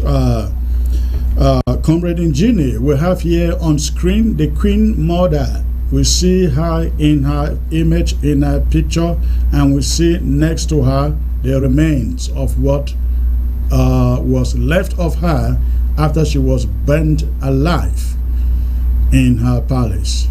What can you say, please? Thank you, Comrade Chris, for being able to sort out that picture. to let Ambazonians be able to see the reality of what has been said.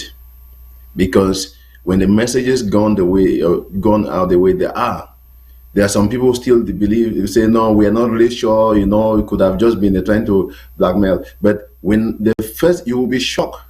You'll be shocked. The first person I got, one of the so-called elite of La Republique there in Boyo County, was speaking, and then, speaking, say, the La Republique army had just gone into the palace of Mejang and done this and done that, and then banned the Queen Mother. When I got that information, I said, I hope he is able to tell his master that is what the illiterate soldiers have done, because they turn around and paint another picture. That is it. And he was speaking so in their forum, giving information. He said, when you hear this, I just want you to know that this is what happened, breaking this Friday morning, so that you are not distracted by whatever. This is the truth version. And I listened to that. So somebody just got it from that forum, sent it to me. And this is really sad. This is really sad. We have these pictures of this kind in many, many cases, only in Bello local government area. Not even talk about Boyo entirely, because we have seen burnings in their numbers, burning with people. Cases where, the La Republique army catches two young men before their mother, plus their father, they kill them and then push them into their house and burn the house over them. And it has happened like that in Bali. It has happened everywhere. In the southern Cameroon, talk about the Munyenge, talk about Kwakwa, talk about what do I not mention here? So this is the reality of what has happened. I have not been able to follow through to get information about the nature of the phone at the moment and what he has to say. But I'm trying to follow up that. As soon as I get to his word, I will be able to bring it up for the people to know. But this should be a message. I really want to cry out to the phone of Boyo County, of come to be able to speak out.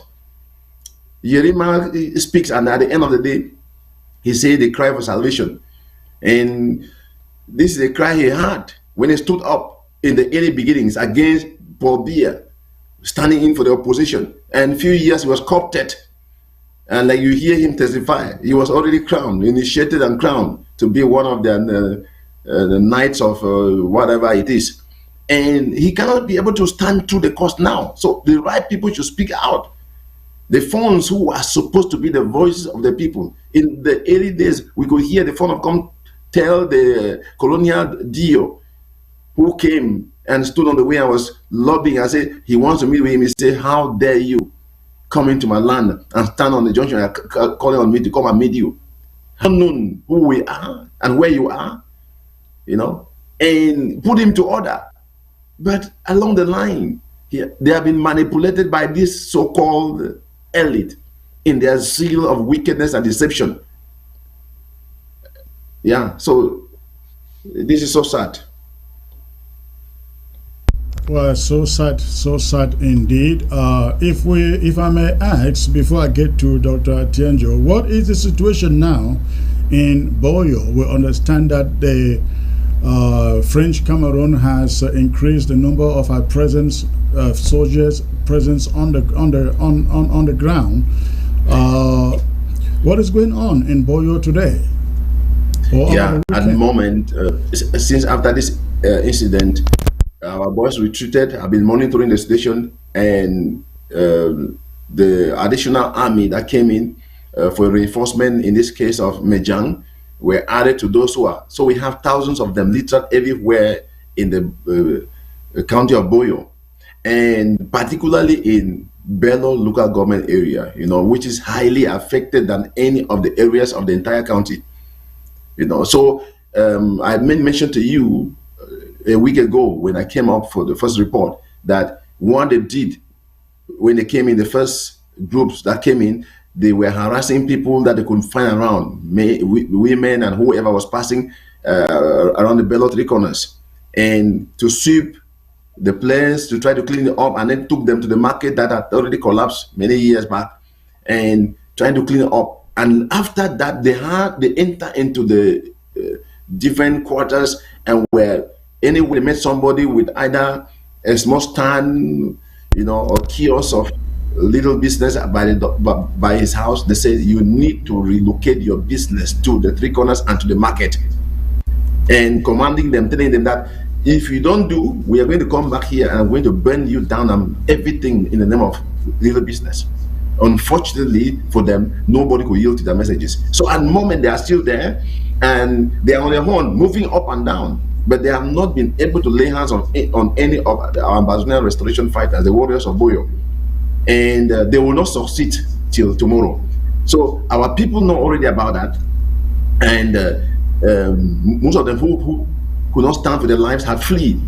So that is the situation. We just want Ambazonians to know their focus now is in Boyo, and their mission says they want to clean and to bring back life to normal.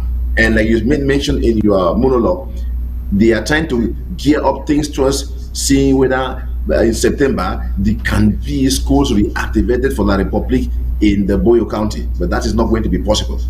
Before now, like you mentioned already, we have had community schools that were in some particular ends of the quarters in the land, where children would just gather among themselves, share what they are able to share, and then volunteers came up and also teach them.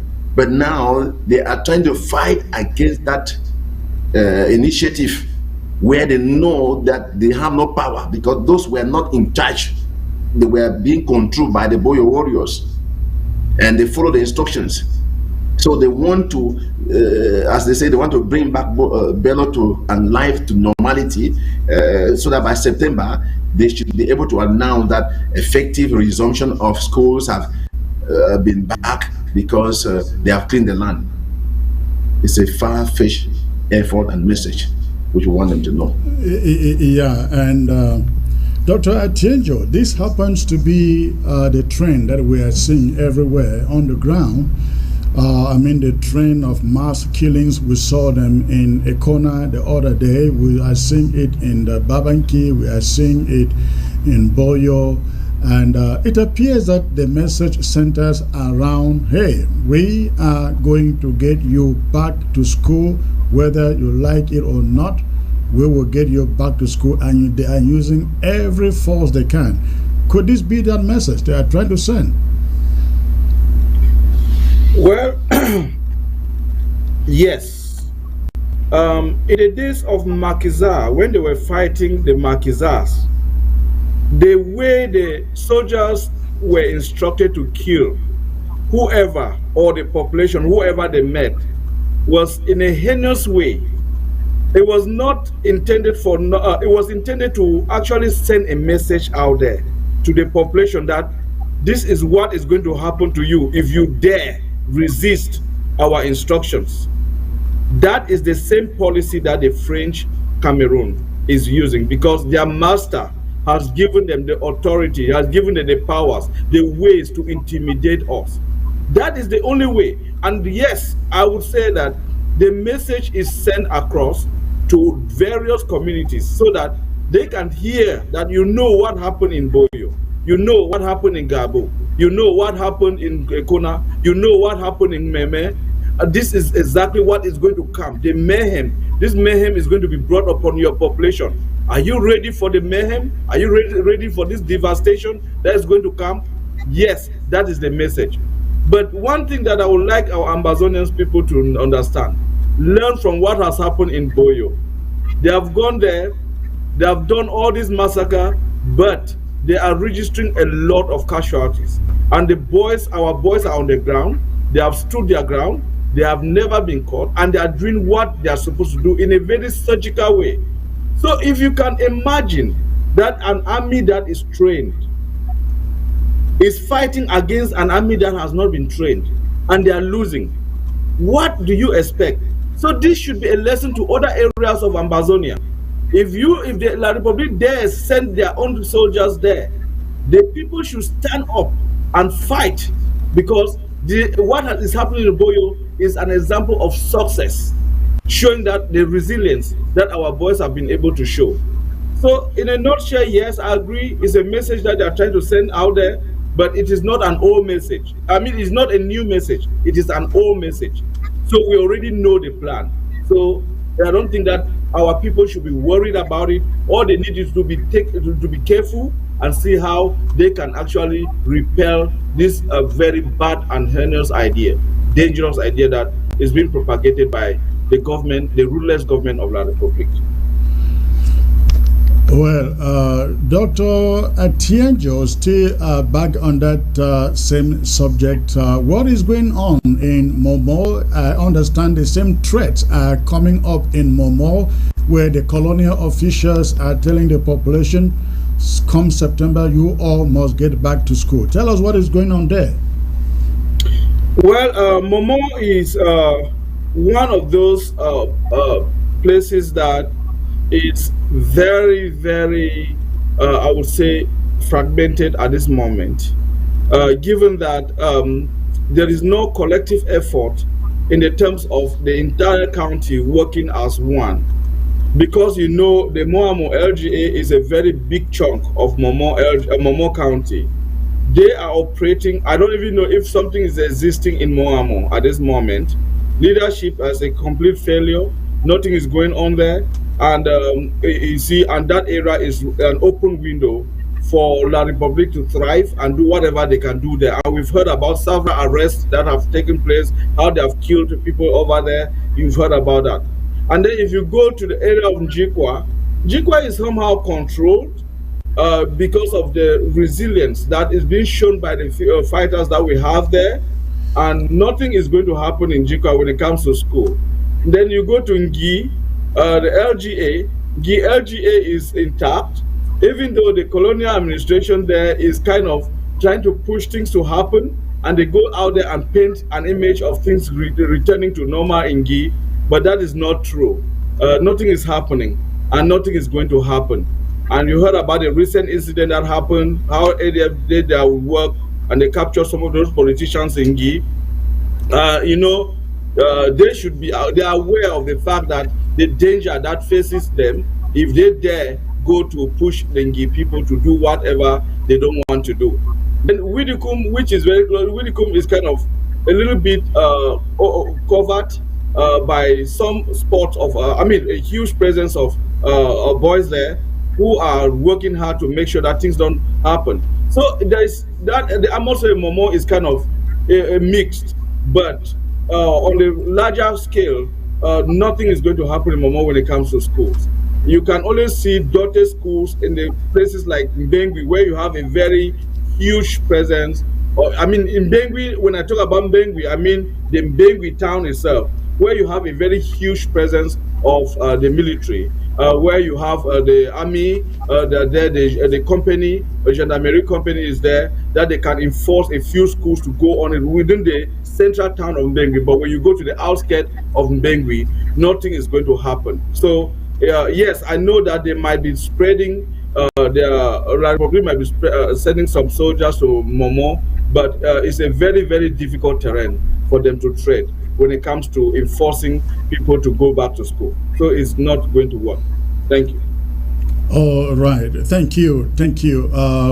We're going to take a brief break out, and when I come back, I will open the phone lines for those who are watching and would want to contribute to the show. So please stay put, do not go away.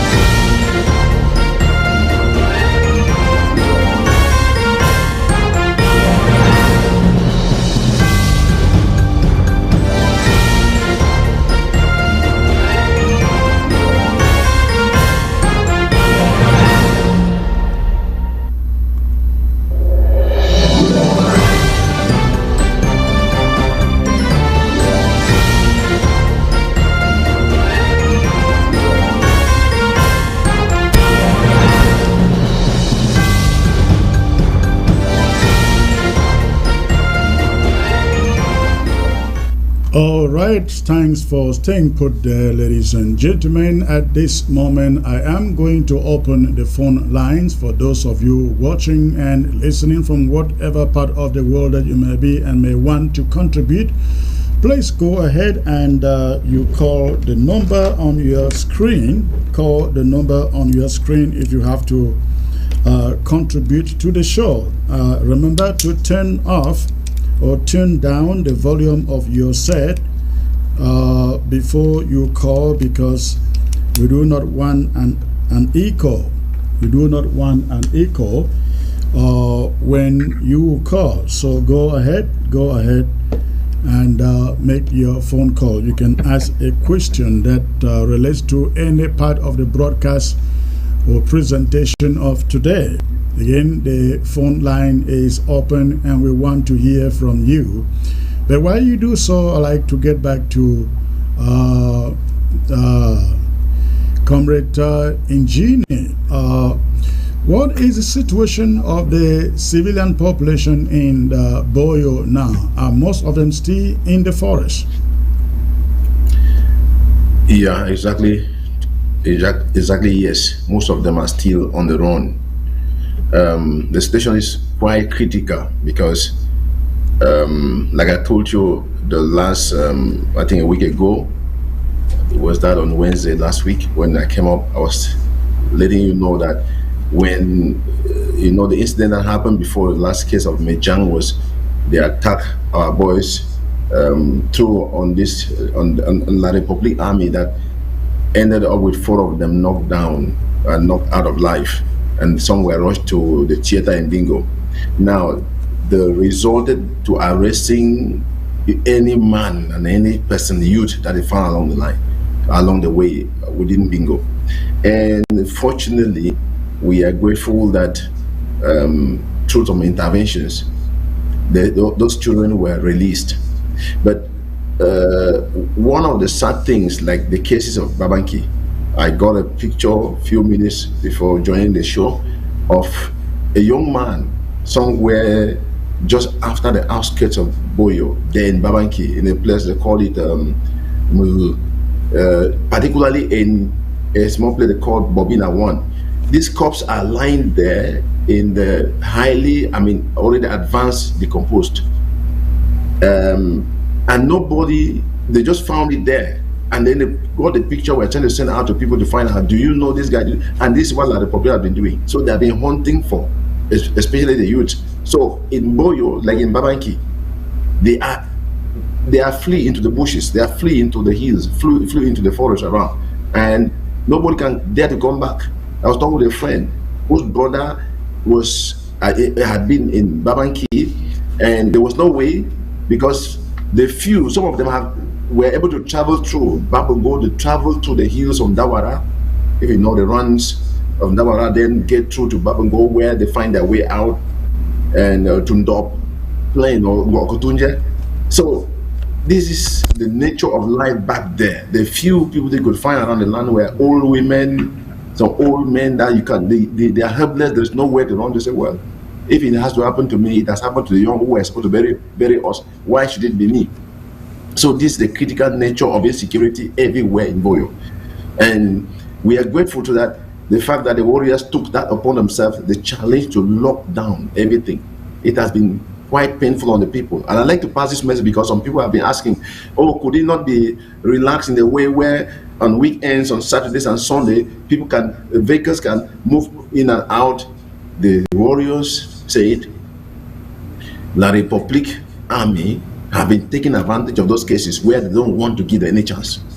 Where they enter into transport cars and they're coming like passengers and doing havoc. So it has been for the well-being of the people, and it has helped to serve the people this far. We don't want to believe that they should be patient and cooperative, so nobody should risk their lives.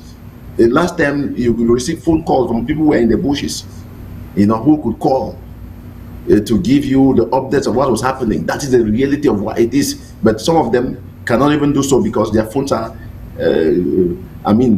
drained down, and no possibility to charge anywhere because they have left their homes. So that's the nature of life in Boyo now. Where are the chiefs and the funds in the Boyo? Any idea? Are they out of the county like you have in many other counties in Ambazonia, or they too are facing the brunt of this invasion?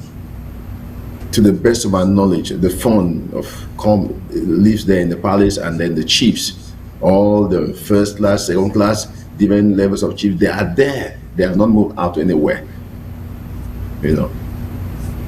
All right. They live with the people. Okay, awesome. That is wonderful. Ladies and gentlemen, again, the phone line is open. Go ahead, call, and make your contribution. Before you call, make sure that the volume of your TV set is turned down. Turn it right down so that there is no interruption when you call. The phone number is right there on the screen. The phone number is there on the screen. So go ahead and call. We'd like to hear from you what you are thinking about all of these developments. Dr. Etienjo, it's many people out there feel like, oh, we are losing this war. The Republic is intensifying these attacks, and people on the ground will soon give up. They are picking up many restoration fighters, and many are surrendering to the DDRO. Whereas some of these things are setups, propaganda.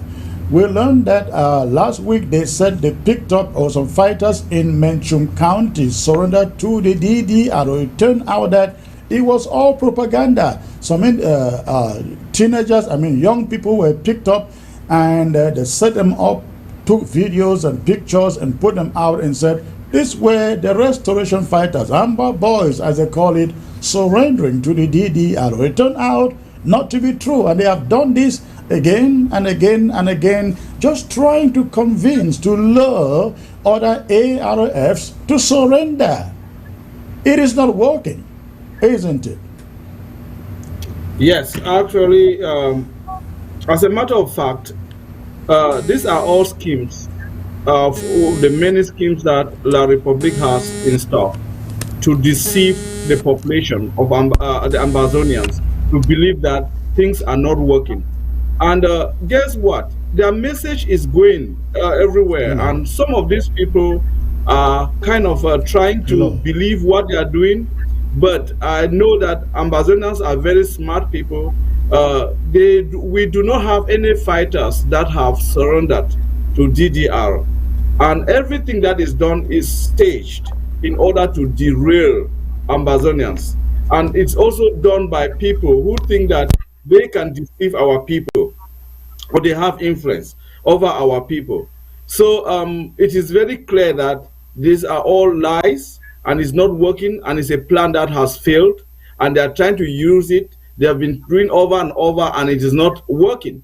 So look at what happened during the national dialogue. They went and brought some hoodlums who went there and represented themselves, or they presented themselves as fighters, former fighters. What has become of all those boys? What has become of all those boys who were bought over? There were some people who went and negotiated with these boys, paid them some money to come and stand there as former fighters who are with the DDR. So what has happened with all this rehabilitation that they promised all these boys? Nothing has been done. So that is the same thing. I'm passing this message to Ambazonians, because if somebody approaches you to come and stand there in the public and declare that you are a fighter and you are joining the DDR and that they are going to give you this and that, they are all lies, because they are going to use you. After that message is passed, they are going to dump you.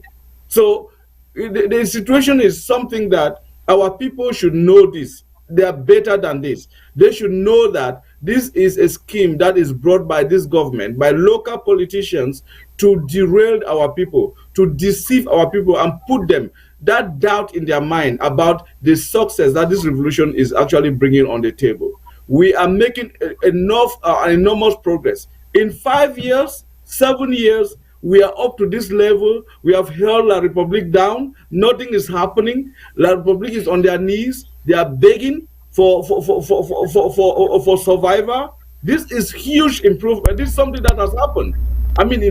Follow other revolutions. They have taken place for years, decades. But ours is not up to a decade. But look at the gains we have made in this revolution. Who knew when Biya declared that the war was going to begin and that in 2 weeks the Ambazonia was going to be crushed.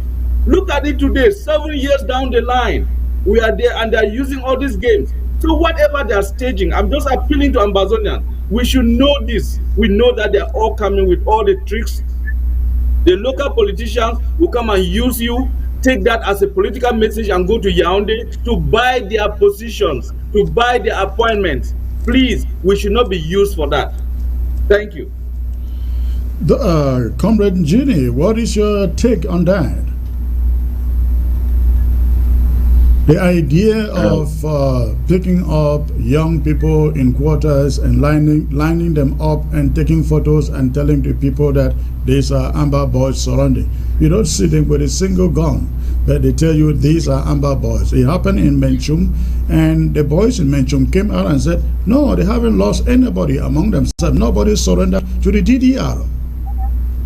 Yeah, and I saw another one. I didn't know that. I don't know whether you saw it too. Saying it happened in Ekono Titi. I think it's supposed to be last week. Indian is another place where they said boys surrender, whereas nobody surrendered. They went and picked farmers, young farmers, lined them up, took photographs, put it out there. Oh, Amber Boys are surrendering to the DDR. You go to the DDR, they are not there. Exactly, and like Dr. Atian just said, this is a game they've been playing all along the way. You know, in the early days, they had gathered some farm tools with some local den guns and some matches, some pickaxe, and every time they will gather a few people trying to paint the picture to the international community. They gathered a few people, they will lay the same things before them and say these are the arms they took, ammunition they took from them. But now the question is, you know, one of the first colonel that was in the southern zone that was sacked away and replaced, when he testified, when I don't know whether it was which group that interviewed him, and then he made mention, he said, they asked him, why is it that you are leading a well-trained, civilized army like Cheroma the Toka was saying, and they are not able to overcome these Ambazonian fighters who have had no training anywhere? He said, yeah, you know, we are in their zone and they know the in and out of the land, and unfortunately our people don't even know the left and right, and before they discover they are overtaken, that is why they have advantage of. And it was a blow to La Republique. And like the case we're talking now in Tien and the case we're talking now back there in Momo and in Womb, they are not able to bring out those pictures because they have used the pictures until they become kind of obsolete and they cannot use them anymore. So that's why you see them stand out. They will not trace, they will not be able to qualify where they were arrested and how they were arrested. But you just see a picture of some few people who come and understand. Now, there is no true Ambazonian fighter who would still be so dull or so stupid to have not have learned from people in Nambele who live now in regret. And they are sending out, you know, because one of the messages that Nambele preaches today is a warning to anyone who dares to. That's true. We see it's somebody like who has stood up and was highly manipulated because those are people we will know and we have seen them do what they were doing. And now I don't know how he succeeded even to live. Like you say here, all these people, they fake and use them. At the end of the day, they will have no sense of belonging to any refugee protection in La Republique of Cameroon, and they can never come back to Southern Cameroon if at all they were. Because we have some of them who are really actors. You know, La Republique has this dirty game where during the what they call the National Imposed Days, the 20th May, the fake 11th February, they will loot people in the West region of La Republique, Bavusam, in their buses, and they bring them to the northern zone where they want to come and stage like they are doing. And the struggle like that in the past is no more working now. You will see them try to do march past 2 days, 3 days before an event. They just gather people where nobody knows, and then come and then fake pictures and then film them so that in that day they want to broadcast and have people say, oh, everything was functional here. You can see the number of schools, see the number of children. Unfortunately, they are been falling out headlong in the international shame before the international community. That is the reality. So Ambazonians should know we are grateful because our fighters, the true Ambazonian restoration fighters, have been able to escape this manipulation and dirty games they are playing, and nobody can fall victims to it anymore. Thank you. All right, I guess the caller dropped the call there. But let me read this message. Comrade Chris, good evening, and I followed your interviews.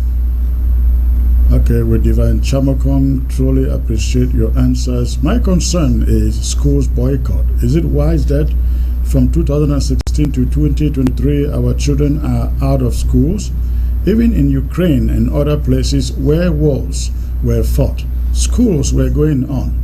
Are we going to have illiterate children to lead Ambazonia, or only the children of those who are in the diaspora shall come to rule the children who are refugees, IDPs, not going to school, etc.? We should look at this properly and advise well. The divisions among the Ambazonian leaders, embezzlement, lies telling, turning against the people of Ambazonia is a cause for concern.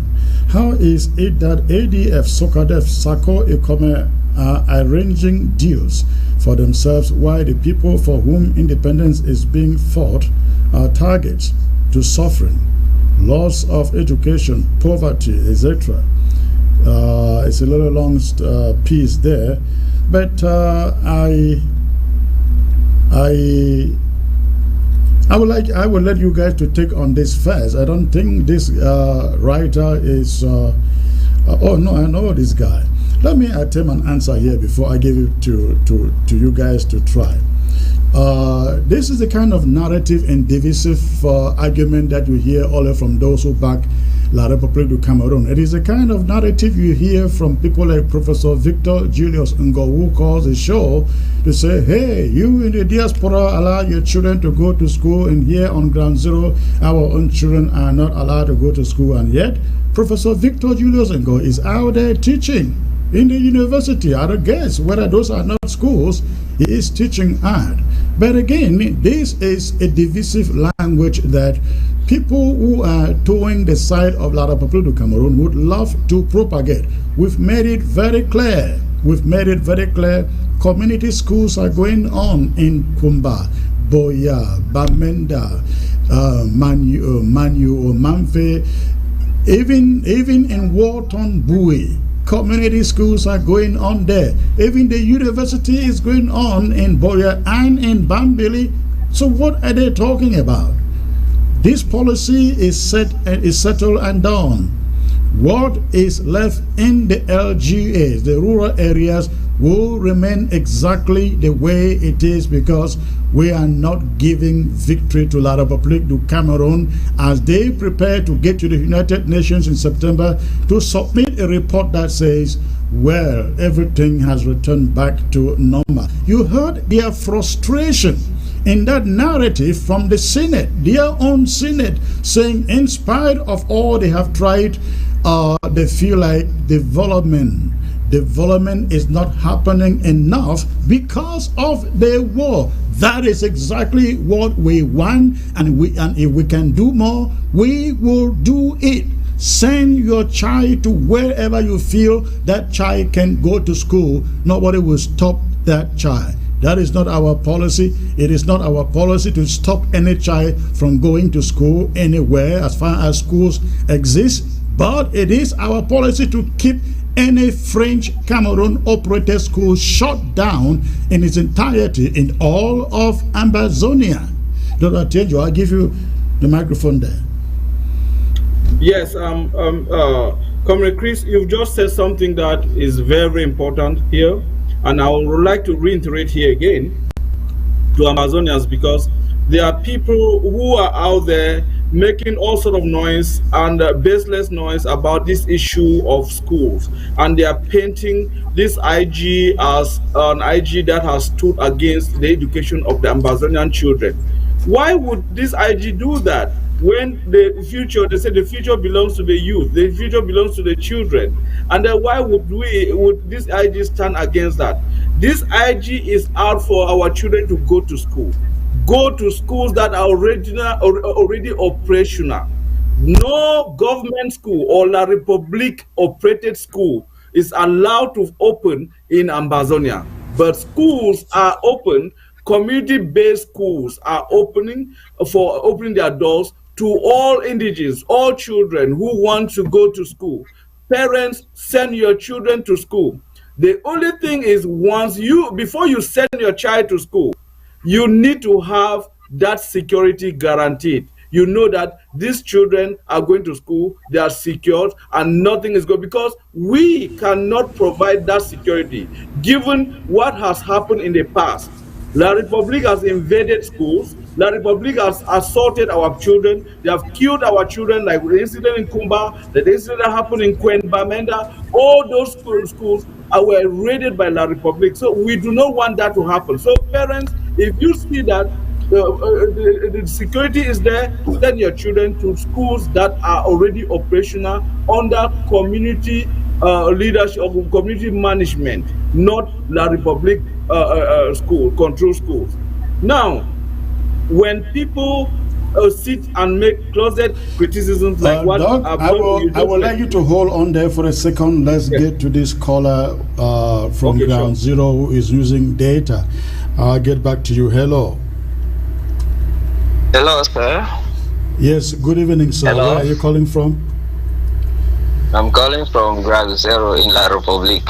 In La Republic. Okay, and what is on your mind, sir? Yes, I want to first of all appreciate you, and I thank God for the wisdom that you are using to talk to these people. Now, like the person that has sent that message, it's an agent. From the way somebody is talking or writing, you can get to know who is the person. Right. Because he's reporting what is inside them. And this kind of people are people that are wicked. Let me tell you. They don't speak and bring out the Republic things that they are doing. They bring out only the things that our people are trying to manage to go up. Right. Now, they are being used to come and say all those things. Now, and I wish when you are talking about school, you invite some of us that we are teachers. We should tell them what we are passing through You are a in teacher? life.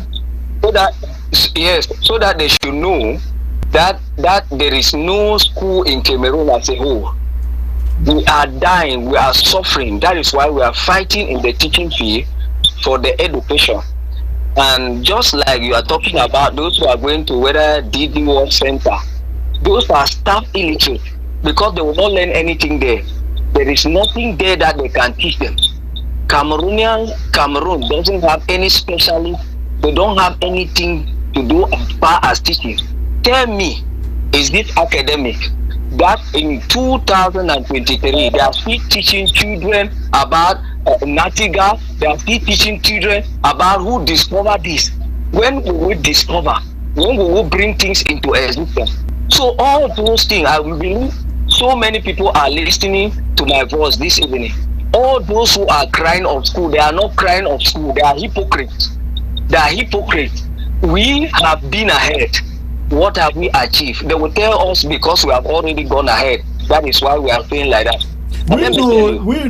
We know for sure the whole agenda is to re-establish La Republic's authority in our LGAs and our counties. That is what it is all about. Yes, and that is what they are trying. Now look at the case of the man you call Apuakom. He's coming in now. Those are the kind of people. Those are the people. At this age, you cannot fool people. How can that man be crying now? It's because something has burned him. That is not the kind of people that we want in our country. That is not the kind of people. We want people when something happens to Southwest, he's crying. We want people when something happens to Urukum, he's crying. When something happens to Com, he's crying. Not when something happens in your house. Then you now come with pretending cries and you are telling people how you will not stay silent. They have touched him. That is why he doesn't want to stay silent. And those are the things. And to the phone, hear me, to the phone. If you people don't know this. These people are being paid. And whosoever is being paid will not talk anything against his master. So don't think and don't expect that they will come and condemn what is happening. Tell me one thing. In Cameroon, like they are showing their media, our boys have dropped gone. They should tell you where they have shown where military have died. They should tell you what is happening, the situation and in the ground that they have shown it. All right. Thank you. Thank you. I appreciate the call. Remain safe. So you are a teacher, you said, right? Yes. Are you teacher. Are you currently teaching anywhere? That? Are you currently teaching anywhere? Yes, I'm teaching in the Republic. I've been teaching for more than almost 15 years. All right. Thank you. Remain safe. Let me get to other callers who are trying to call. Hello. Hello. Yeah, Secretary Chris, good evening, sir. Good evening, sir. Where are you calling from, please? I'm calling precisely in Dubai. From Dubai. Okay, please raise your voice a little bit. It's quite low. Okay, let me be audible. Okay, I can hear you now. So, yeah. What is on your mind? Yes, sir, I really just want to appreciate you for your great job. As long as the revolution is concerned, I'm really grateful. I've been watching you ever since 2016 till now. I just wanted to ask a question. If what is the progress of this revolution ever since from 2016 to present day today? Because we get a lot of we get so much confused because of the various fractions that are going on, and you listen to every day we have killings in Amazonia by the military, and you will get on another comment circle. We say it is because when we are almost defeating the Republic, that is why they keep killing the civilian. There's the same song they keep singing from 2016 till today. And you get the other side is the same thing. So I don't know what is absolutely the progress that we have done from 2016 till now that we can be proud that we have achieved or we haven't achieved, because we keep losing people every day and night. I just want to know the progress that we have done. Thank you so much, sir. Thank you for the call. However, it doesn't appear to me like you don't sound to me like somebody who is part of it. You speak as somebody who stands on the peripheries, and I mean, like one of those critics. Listen, this is war, and if you tell you people are not going to die, they fool you, they lie to you. People are being killed on our side, and yes, there is no doubt more of our people are being killed more than their people, but we are also decimating their soldiers, untrained boys who pick up arms to defend their people and their territory, facing a trained army with the world's money for 7 years, and you are asking for a report card. The war is still on, my brother. That's what I will tell you. We are not capitulating. The war is on. If you love it, if you support a free and independent Amazonia, please stay in, stand in, and support those boys on the ground. All right, let me get to the next caller here. Hello. Hello, Cameroon Chris. This must be the Honorable Mike Fusi. Yes, sir. Yes, sir. I would like to contribute. I think it's been a very exciting program. I'd like to say a few things. First of all, I'd like to greet Dr. Tenjo and VP Njini. Thank you, sir. Okay, they hear you. All right. Yes, I would like to start with the revelations that you made about a certain meeting that was held by some top-ranking members of La Republique Cameroon's government, especially a certain someone, so-called senator, who happens to hail from Le Bialem.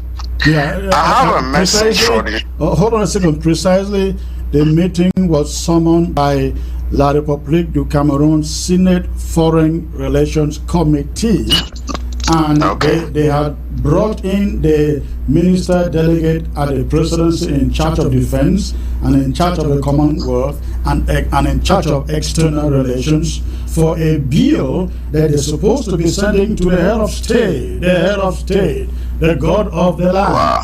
And it was all about, I forgot to mention in that presentation that, comrades, Amazonians, listen to me. Don't go to Egypt. You go to Egypt, you will be picked up and either returned to La République du Cameroon or put in jail in Egypt. Egypt is the #1 military partner of La République du Cameroon in Africa. Egypt is training Cameroon soldiers. The only other country is Algeria to a lesser extent, but then it is Egypt #1, France, and Algeria.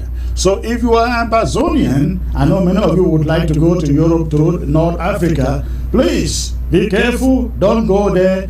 Egyptian authorities will pick you up and either put you in jail.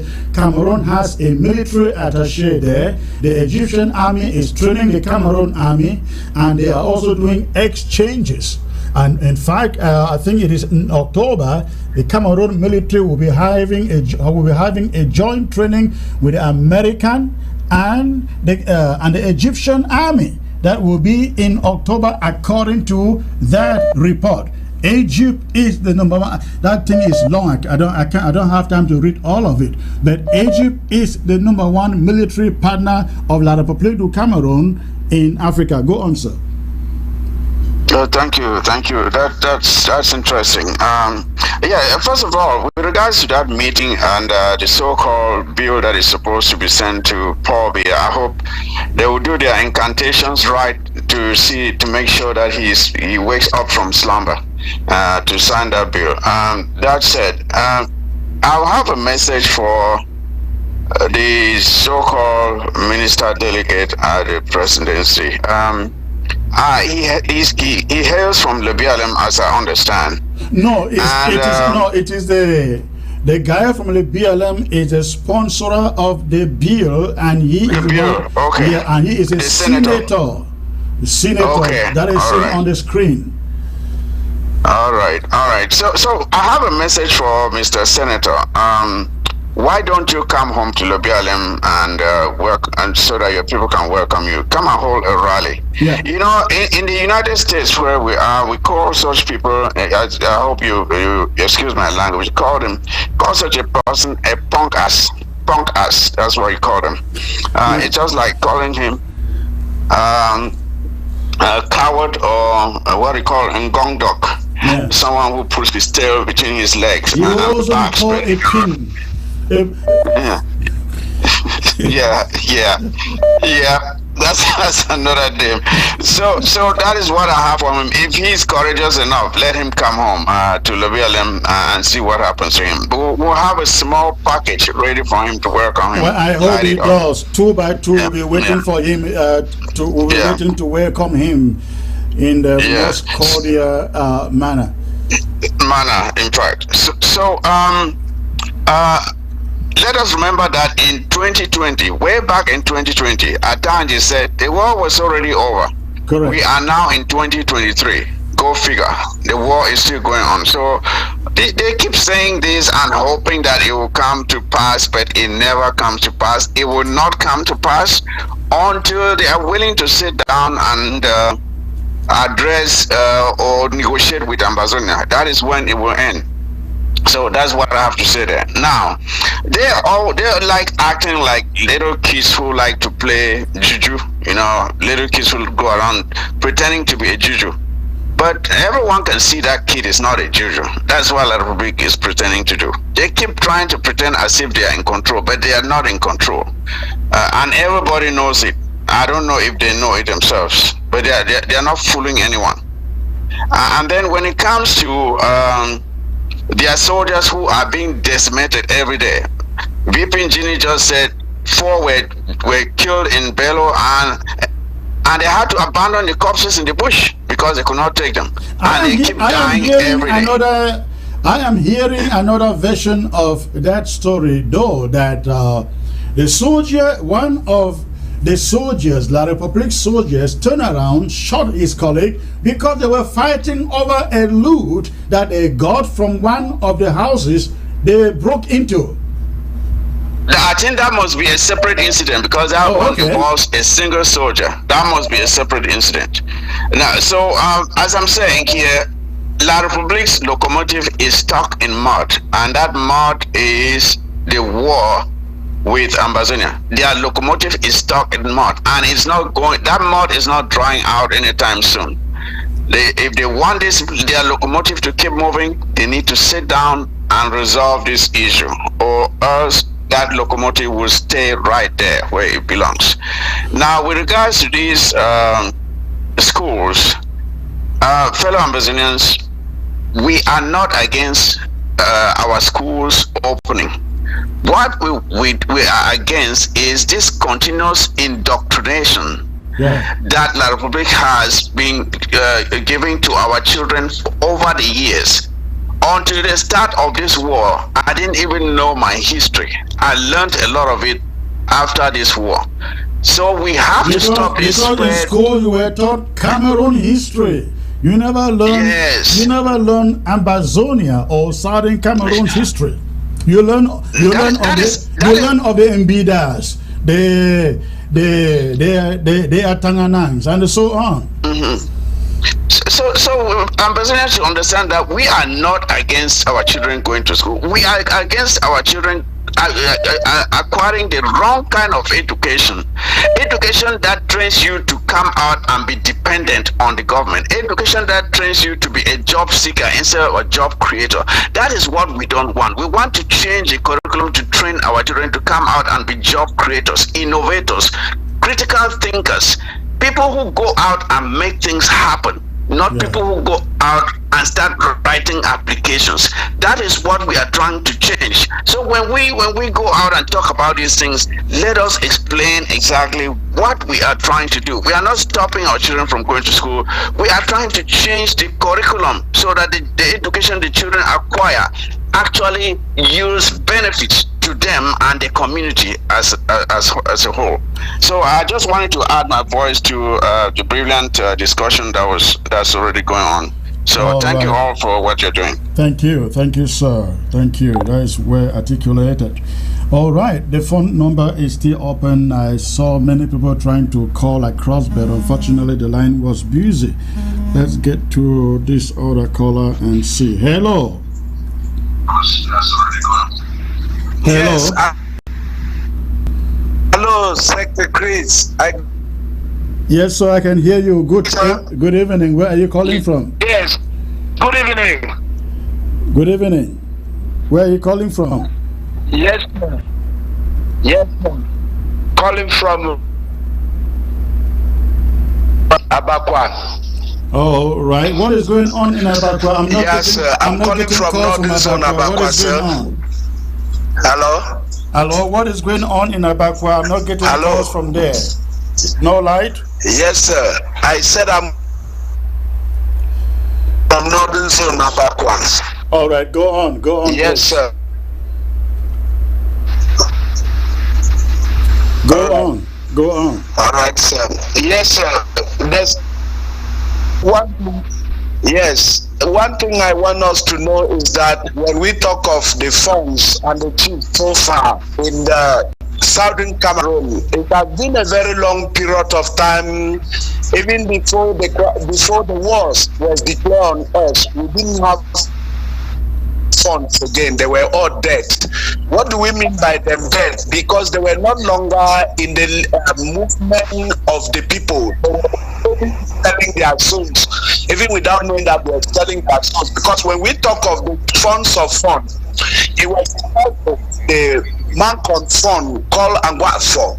And I remember when this useless man from Yaoundé visited him and he removed the crown given to him by the whole Northwest and put him on his head to carry it to Yaoundé, which that was the downfall of Malcolm. That's why you see people like Joe Ayaba running mad today. They are not running mad because they wanted to be mad. Their father, Wood, was the foundation of the idea, and so they're taking the first votes out. So there are some things we would like to know. Whereby is this? You see, when God created man and give man the life to live, man came on earth because of the things of the war. Man exchanged the life and collect the things of the war, which has become the problem of man. But one thing I want us to know is that you people are out there, we really appreciate you people, and we don't know how to thank you people, but the truth here is there is no retreat, no surrender in the war, because whether like the foolish man that was asking that where is the progress of the war? Do they have progress in war? There's no war with progress until the end of the war, because war is a football match between the two opponents.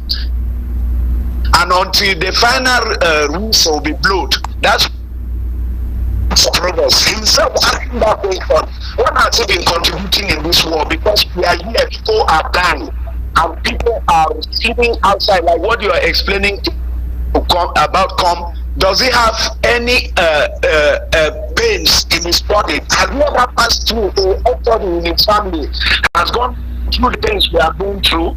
All right. And when we are talking about our yes, sir. Thank when you. we are talking about our Amazonian restoration forces, there's one people over there to know. We have about 5 forces on the ground, and which 4 are not of us, but the men Amazonian forces, it's difficult to pick them, it's difficult to catch them, because they don't walk by what they see, they walk by what they know. And when you have thieves that walk around with guns, all right, yes, listen, thank you. They call them Amazonian forces. Yes, thank you for the contribution. I wish you had a better network. It is breaking up a lot and we can barely get everything you are trying to say. But thank you for the call and stay safe out there, sir. All right, ladies and gentlemen, we are going to call it a night here, hoping that I will be back on Wednesday. But before I do that, Dr. Achenjo, 1 minute with the last word, please. Well, fellow Ambazonians, it was a very interesting program. We had a lot of very important topics that we discussed about, issues of schools, and I hope that all Ambazonians already know now this the position of this government, the IG, when it comes to schools. The IG is not against people going to school, our children going to school, but these children must go to schools that are operated by the community efforts, not La Republic-run schools. Then another thing is that our people should not be deceived with all these games that come on and off every day. People talking about boys surrendering to DDR and so forth and so on. Those are all lies. It's not working for them. They are all lying. We need to intensify our economic sabotage. That is an important tool. We have to keep on pushing it and pushing it and pushing it. And then the last but not the least, the scheme that is going around. The La Republic wants to rain mayhem on our people, and in order to intimidate them, the attempt is to intimidate our people. Please do not be intimidated by all these silly acts or schemes that are brought on our people by La Republic.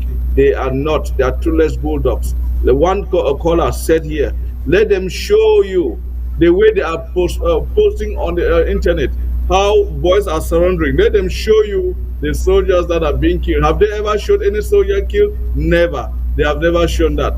But they are registering casualties on daily basis. So it was a nice conversation, and I believe that we have learned a lesson from here. We have learned the way to do things and the position of the IG when it comes to a school resumption. Thank you. Thank you, sir. Thank you. It was great to have you. VP Engineer, your last word, please. Thank you very much, Comrade Chris. I just want to, my last word should be in response to the man who was asking questions, what have been the successes reached this far? The fact that we're here, where we are, is a great success. It's a great success. That's a message you carry home.